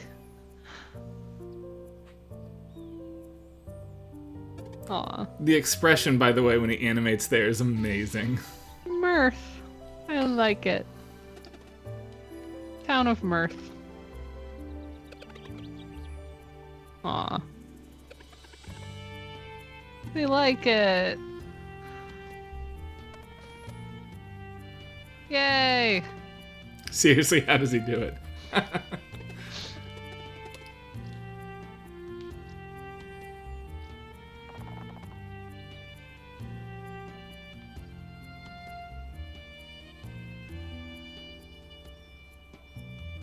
I'm impressed with the structure they've built here. Now, is this something that it builds up as you play through the game and come back? There are new structures, but you leave it like this. Yeah, that's what I mean.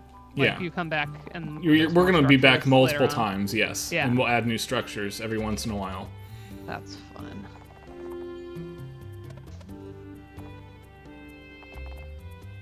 So the old man who arrived is, of course, Moraine now. We've done our job. He's recovered, right?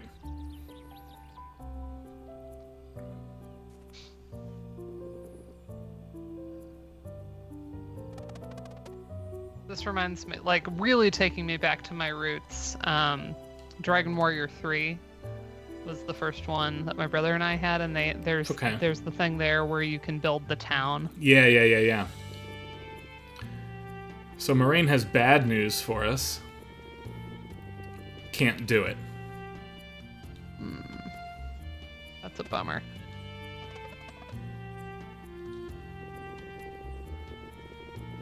But yeah, that enchanted me as a kid, like building the town, because you get the merchant, and you know, you slowly add structures as you go. So Moraine is out. He's not coming along. Not surprising. Surely you don't mean that. You do not understand. Okay. Intense.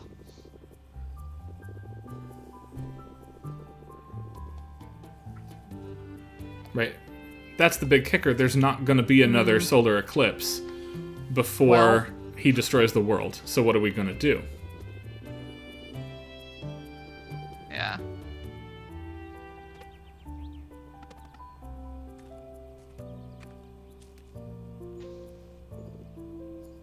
He resigns. I resign. Mm-hmm.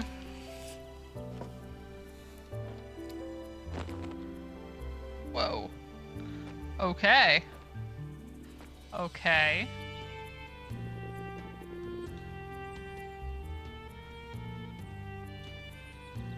Okay, thanks, buddy.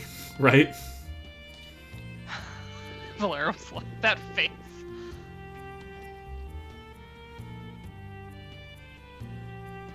I also think, by the way, now that he's cast off the robe and the staff and, like, the arm pieces, he doesn't not look like a Stardew Valley character now.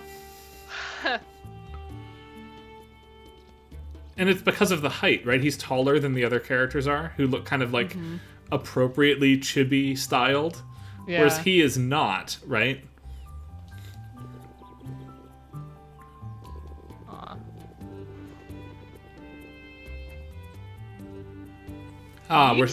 So the word we missed is Yeet is the name of the other guardian.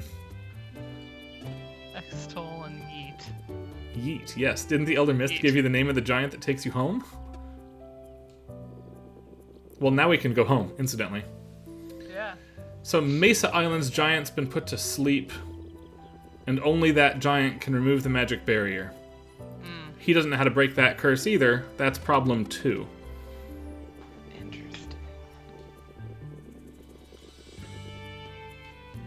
We must reach the Fleshmancer's lair. And we've got one idea here. He'll give us the next step, and that's it. And yes, Yeet is the best name, for sure. It's the best. The final gift for me is the Coral Hammer. Very cool. From the archives back at the Academy.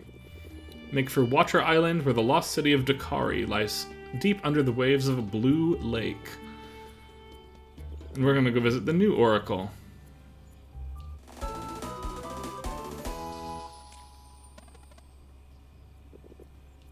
Please just Moraine, no more headmaster. Makes sense. Yep. Garl's got the idea, though. The town needs an elder person. Oh. You could be mirthful.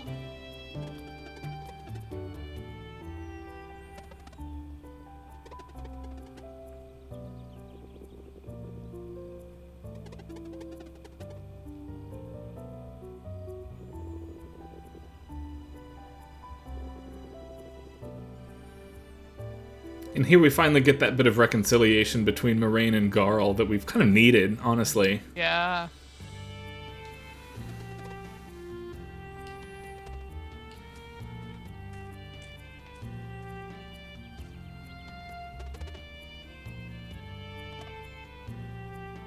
Yeah, we're in charge now.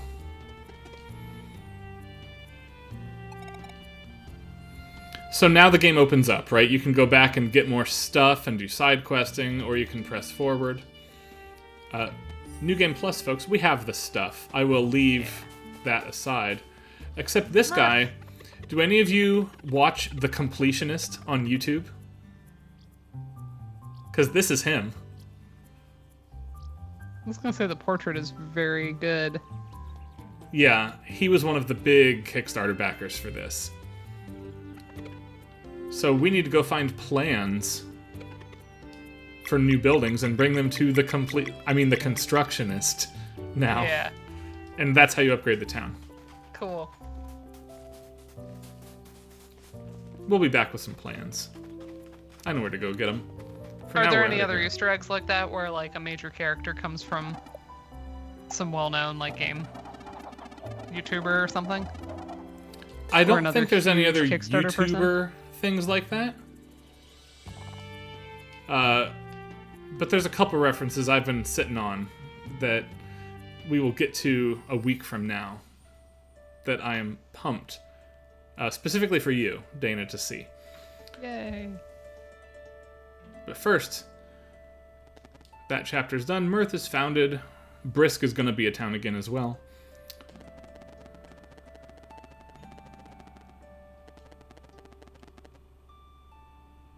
The chapters yet to be written will soon unfold.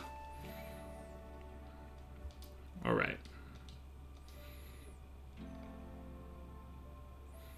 I forget how difficult it is to do the Watcher Island material, but we're going to find out.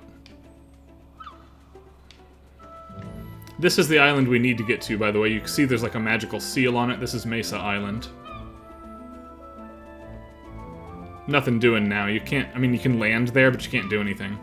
Mm-hmm. Just like Chrono Cross, there's some islands you can't sail to readily.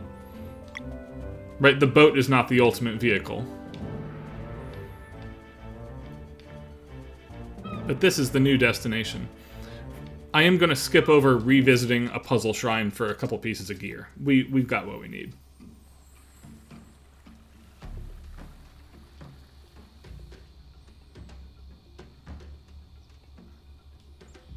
Gee, I wonder if we're in a jungle area. Right. Nothing about this track is giving that away.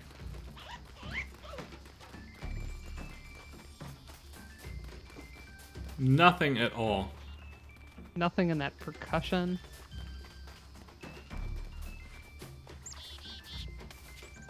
Kind of reminds me of the Super Nintendo Jurassic Park. Did you ever play that game? Yes. And also yes.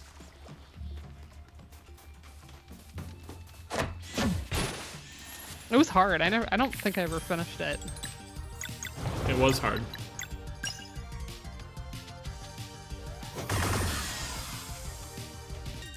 We're not quite to the point yet where I can't just straight up one-shot everything, but we're gonna start getting there, I think, next week.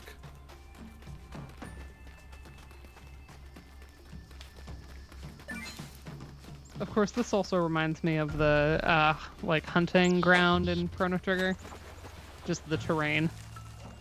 Yeah, absolutely.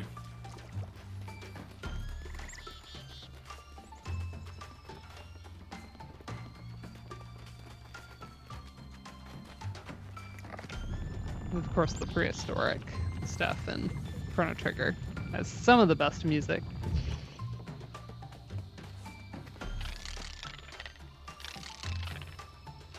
Oh, right. Okay. That looks like a mirror. It is a mirror. If you have a mirror puzzle.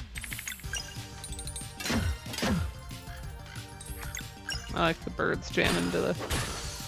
They're like back and forth.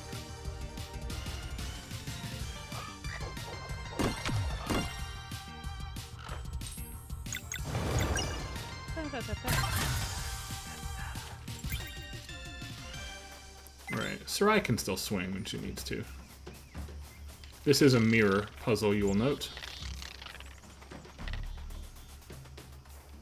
There as well.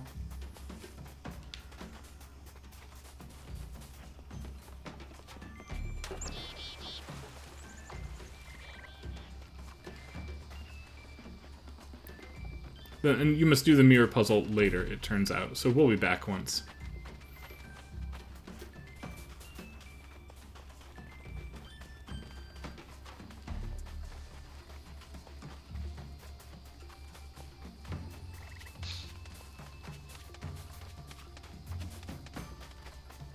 I like the idea of having to navigate this current as, like, a platforming space. You notice there's no combat here. Yeah.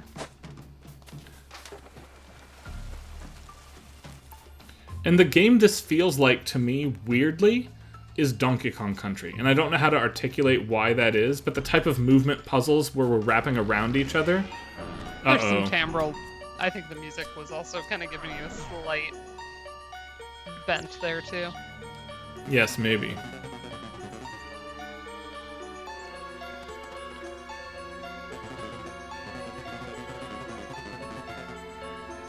No.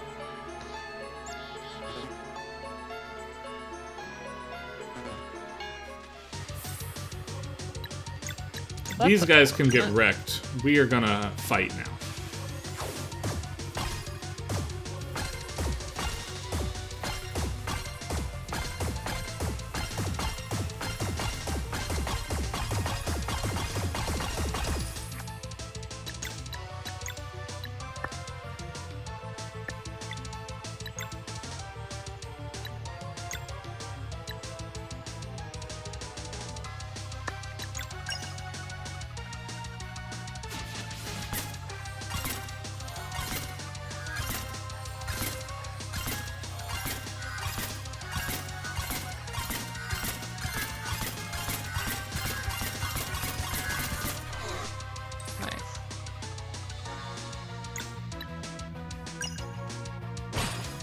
Those timed hits are fun. Yeah. I always enjoyed them in Mario RPG too, but timed hits not enough. Are super fun. Timed blocks are not great. Because there are times then it feels like homework every time, right? Hmm.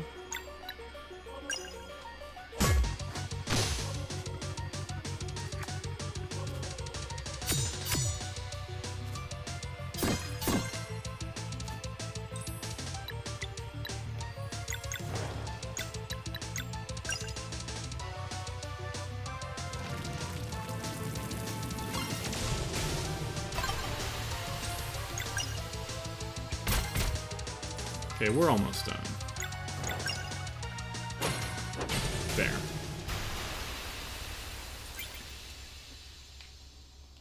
So we're not one-shotting people anymore, but we're not really having to engage with the battle system in full yet either on our New Game Plus. Get out of here. Hi.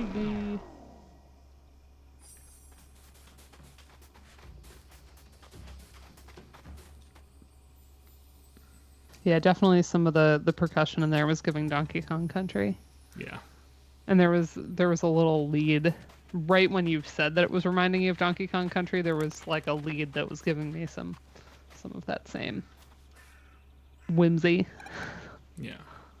Under the waves of a blue lake. Ooh.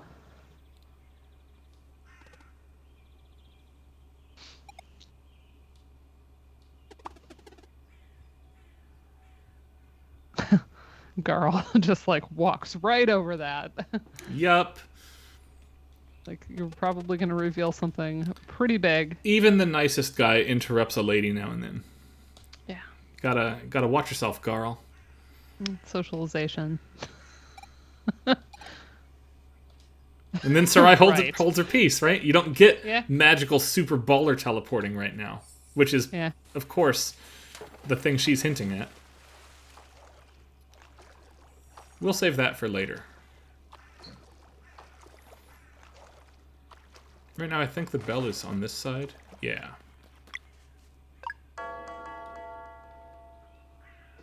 Well, there you go. Yep. It's like a seashell palace. Yes. You get a new track. Ooh. Hold on.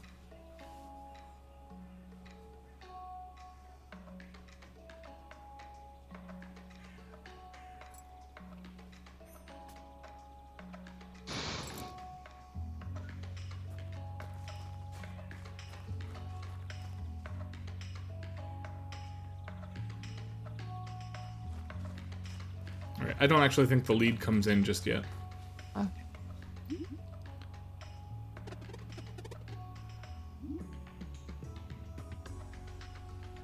Oh, there's a pitch bend in there that felt really good. That's the way to make me happy, is just like go Pitch bend. Yeah. Effectively pitch bend. Right. Oh, wow. Yes. We will soon become attuned to the deep. We're gonna breathe underwater. That's fun. Girl, that's exciting. Yep. Please I love him. pick the seashell that is most beautiful to you. Oh, is there a right answer, or is it really just the most beautiful one? We don't choose. Garl's gonna choose. Oh. Oh. I love girl.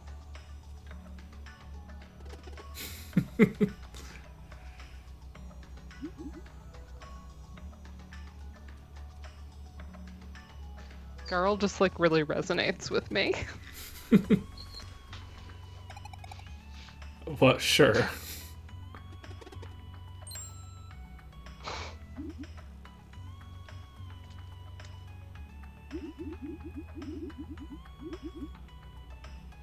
All right, we'll probably finish this piece next week.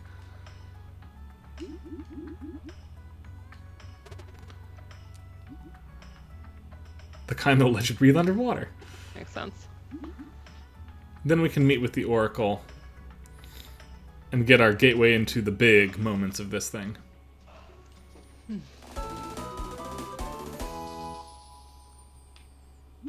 Anthony Dennis Music, have you played through this? Are you experiencing with us here? I would wear a Team Girl shirt. and confuse everybody. I like steer clear of Torment Peak, the thing in red. Yeah. Also the name. Yep, so we're out of here for now.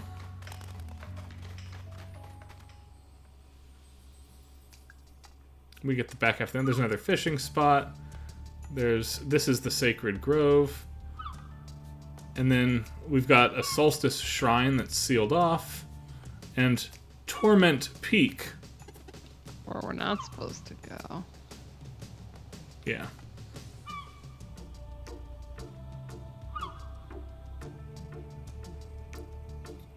Our destination, if I have any Golden Sun players here, look at that tower, the lighthouse. Yeah, the fish jump up and down and say you can go fishing there. No, it's just, is it Breath of Fire that does that with fishing spots? I'm getting like a really specific memory. I feel like that I can't tell you. I think it's in Breath of Fire where like similar fishing spots have them jump like that.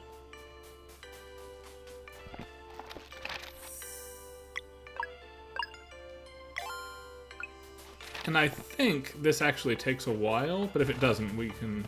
Let's see.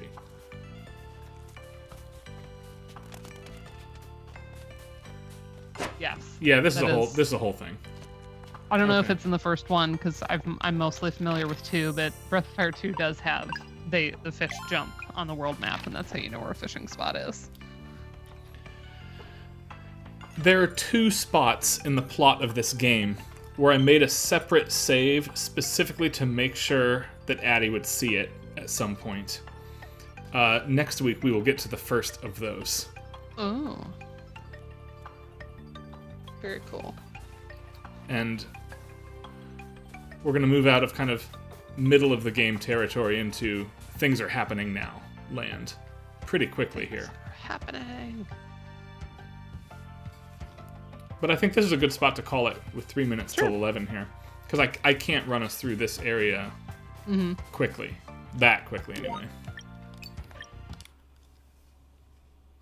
Oh, so good. Yes. So, Dana, let me ask you before we sign off here. You've probably seen more of the Game Sound Con program than I have at this point. Is there anything you're particularly looking forward to?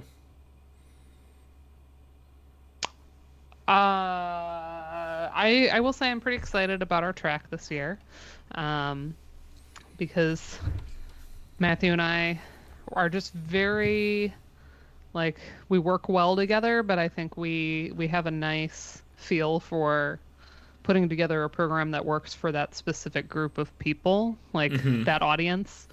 And then there's like fun ways that they end up kind of going with each other and, being able to just build sessions. But the things I'm excited about are probably not news to most people, but we do have a section on Stray Gods. We have a talk on Stray Gods, the role-playing musical that we just did. Very nice. By Austin Wintory. So that's going to be a big draw. And I don't know how much, like, for the overall Game Sound Con, like, is that... I feel like that could be a pretty heavy hitter just because it's Austin Wintory. But I know, like, our crowd is really going to know that game because we streamed it, and it's kind of our thing, right? Yeah. John Robert Matz is also giving a talk on that was the other one, yeah. Chia that I'm really excited for. So, fun story, as we were looking through, there are talks that will get submitted that can kind of fit in multiple categories. Somebody just kind of puts in to talk. And in many years, we send an email to Brian and we say, hey, can we poach this talk from whatever, other track? And there's conversations with the other track runners. It's not like just a unilateral decision, but, we'll say like, oh, or sometimes it'll be, hey, we got this submission. It seems like it would fit better in yours. Like we do a little bit of that. Sure. As well. But I put on my wish list of steals JRM's talk on Chia, and I was like, because we had him stream with us and it was so cool. And then Brian's like, you can't have him because I specifically invited him. I asked him to give this talk. He wasn't planning to submit, and I was basically like, you have to. So he's like, no, this talk is mine. You can't have it. Very nice. Like, ah. But at least we have good taste, right? Yes, exactly. Yeah. Oh, yeah. It's always a wish list. And by the time we make the schedule, I never remember which ones are steals, but we do have a few of them.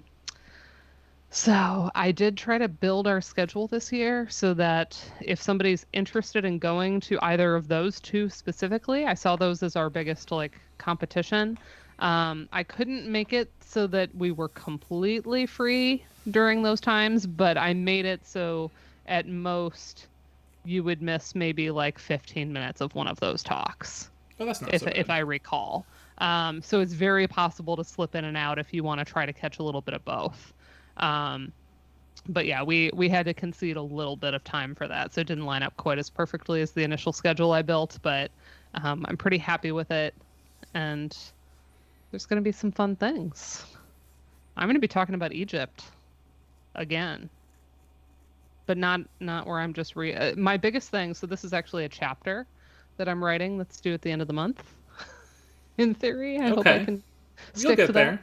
I'm working on it. I kind of found where, when you kind of have that aha moment and you're like, oh, okay, like I Yeah. have to do it. I have to sit down and do it. But like you kind of have the sense of where the whole thing, the structure, and kind of your little outline in your head. I had that moment yesterday, so that's a good place to be. But the biggest thing was Lydia Lopez asked me kind of sight unseen, hey, would you be in my new book? And could you do something on Egypt? Because I really liked your chapter in the RPG book. And I was like, I How mean, can you say no to that? I'm like, I love me some Egypt, but I was also like, I have no interest in like reiterating myself when it comes to some of the like exoticism literature. Like, I was like, if I do this, it has to be it can be about Egypt, but like I need a different point, you know? Yeah, yeah, yeah. And so because that one, I'm triangulating exoticism with like, you know, the European relationship to Egypt specifically is like very derived from like the Napoleonic Wars. Hmm. And it's not just that, but like a very common thing with imperialism in Europe was that they would kind of justify the taking of all of this land and the subjugation of everybody else because they would send these scholarly like expeditions, and it was this idea of like, well, we're protecting this material, we're taking stuff back to Europe because this region is politically unstable, we're going to put it in a museum and take care of it and make sure that that cultural heritage is preserved. And so there's all this looting that happens in the name of Of responsibility. Yeah. empire, but in this like very patronizing, like we can take better care of it than they can. And we're seeing issues with this now with like the Cairo Museum wanting like repatriation of certain objects. And Yeah. yeah, but so some of like Egyptology as a discipline basically exists because of Napoleon taking teams of like hundreds of people that were there drawing, every surface of a tomb and putting these, beautifully illustrated books out. So Description de l'Egypte comes out. And then that causes all of this interest. And then of course we have the big rush after that to decipher the hieroglyphs, and then Champollion succeeds in that in 1822, and then there's a huge wave of Egyptomania because now we can read stuff. Yeah. And then the same thing happens again in 1922 when Carter discovers Tut's tomb. So the Western like relationship to Egyptology is very different than Japan, that really didn't like participate in archaeology in Egypt until the 1960s. Hmm. So 1799, is when we're like getting very involved here, like late 1700s, all the way to the 1960s is when Japan finally sends its first excavation. But that's not a long period of time to do like exoticist mythology building. Yeah, it's just so that's kind of what the original chapter on the Cleopatra game. I'm kind of, in a lot of ways, yes, it was just doing an exoticism kind of in the ways you would expect, right? And Yeah. what was interesting about that was it was Uematsu, who like clearly is very well aware of JRPG like troping that's starting to happen with Dragon Quest in the early days, and like does it very well himself in Final Fantasy and builds that whole world. But in this particular game, it was like there were moments where like the ludic function of the tracks would get pushed aside in favor of making sure that we knew it was Egypt. So like Yeah. the stylization of the track would sometimes undermine like, oh, this is town music or this is battle music. Like there were things that weren't working about that. It isn't to say the music was bad, it was just that it was serving a different function, and that was interesting to me. So cool. But then I wanted to triangulate it with like, okay, so Japan gets exoticized by the West, and then the West is exoticizing Egypt, and then Japan is exoticizing, you know, like triangulating all the webs of exoticism. So now I'm working with a game that isn't Japanese. I'm working with Assassin's Creed Origins, which I briefly touched on at VGM together. So it, in a way, it's coming out of that, but like not really. But that was like a 15-minute flash talk. It wasn't, not that you didn't do a good job, but it wasn't like a researched sources cited activity in the same way that academic publishing is. Well, and it's like for that crowd too, it was like I'm not the first person to basically argue that like in the Assassin's Creed franchise, musically we have a depiction of the Animus through the way that like synth technology and distortion gets used. Like I am not the first person to say that. That's shown up in print. But it does kind of throw an interesting thing into the mix that we're not only beholden to kind of depicting the era and like any kind of historical accuracy that's possible based on the era we're setting it in, but then we're also beholden to the sci-fi element. And even when that's been downplayed in more recent installments of Assassin's, like they don't really do as many Animus scenes as they used to. Right. It's just not as central of a feature anymore because it's so taken for granted. The music, it's just as prevalent in the music, even though it's not in the plot. So, like, that's interesting. But, like, I have other things to say now. So that was not really giving away my talk because I've basically, I've been thinking about this idea of, like, accuracy, authenticity, you know. No, and I've made comments before about like, okay, well, the music of Egypt is lost to us. So I got very specific. This talk is very much about music archaeology. What do we actually have? Like for once, I sat down and like mapped out what is every single thing we actually do have. So there's a bit of that, and then discussing different approaches to two different games that like really pride themselves on look how well researched. And obviously in Assassin's Creed they have those tours that you can take that are like, they rule. They're awesome. So talk about well researched, right? There was like a team of Egyptologists involved with that. So anyway, I've got some fun ideas. Good. I think I have a thesis of some kind in as many words, and I have some really, really interesting examples, and I'm getting to use like a lot of my very early music training, so it's going to be fun. But yeah, if anybody's like, oh, I won't be at Game Sound Con, it's getting turned in as a chapter like almost immediately after, so you know, I'll be able to like share it once it's kind of a little bit along the editing pipeline. But yeah, it's nice to write something again. It's been a while. See, and I'm in the opposite boat. This will be my first year not presenting at Game Sound Con in like 6 years. Yeah, you can just enjoy. So I'm excited to just go. Yeah. I'm going to have a blast. Just go to the talks. Yes. There's going to be some, and honestly, another, like, to talk up my co-host here, Matthew Thompson's talk. As we may know, he's been working on a book on piano pedagogy involving video game music, which in Asia, it's amazing. Like, this kind of happened, he's been working on this, like, in his head for, I don't know, many, many years now. He gave a talk at the first NACFGM, I think, where he mentioned finding a piece, I think it was from Dragon Quest, in like a beginner piano book, like that you would give an elementary schooler, you know? And then he started finding this stuff everywhere. So he's writing a whole book on it. And he's done research trips to like Korea. He was supposed to go to Japan, although his interpreter went for him because there was like still a COVID restriction when he was supposed to go. But this talk is going to be like part of as he's like working on his book draft. He has a lot more now, so he's going to be talking about that, which is so cool, so interesting. It's nice to have somebody that has the pedagogy background, and obviously he's a phenomenal piano player.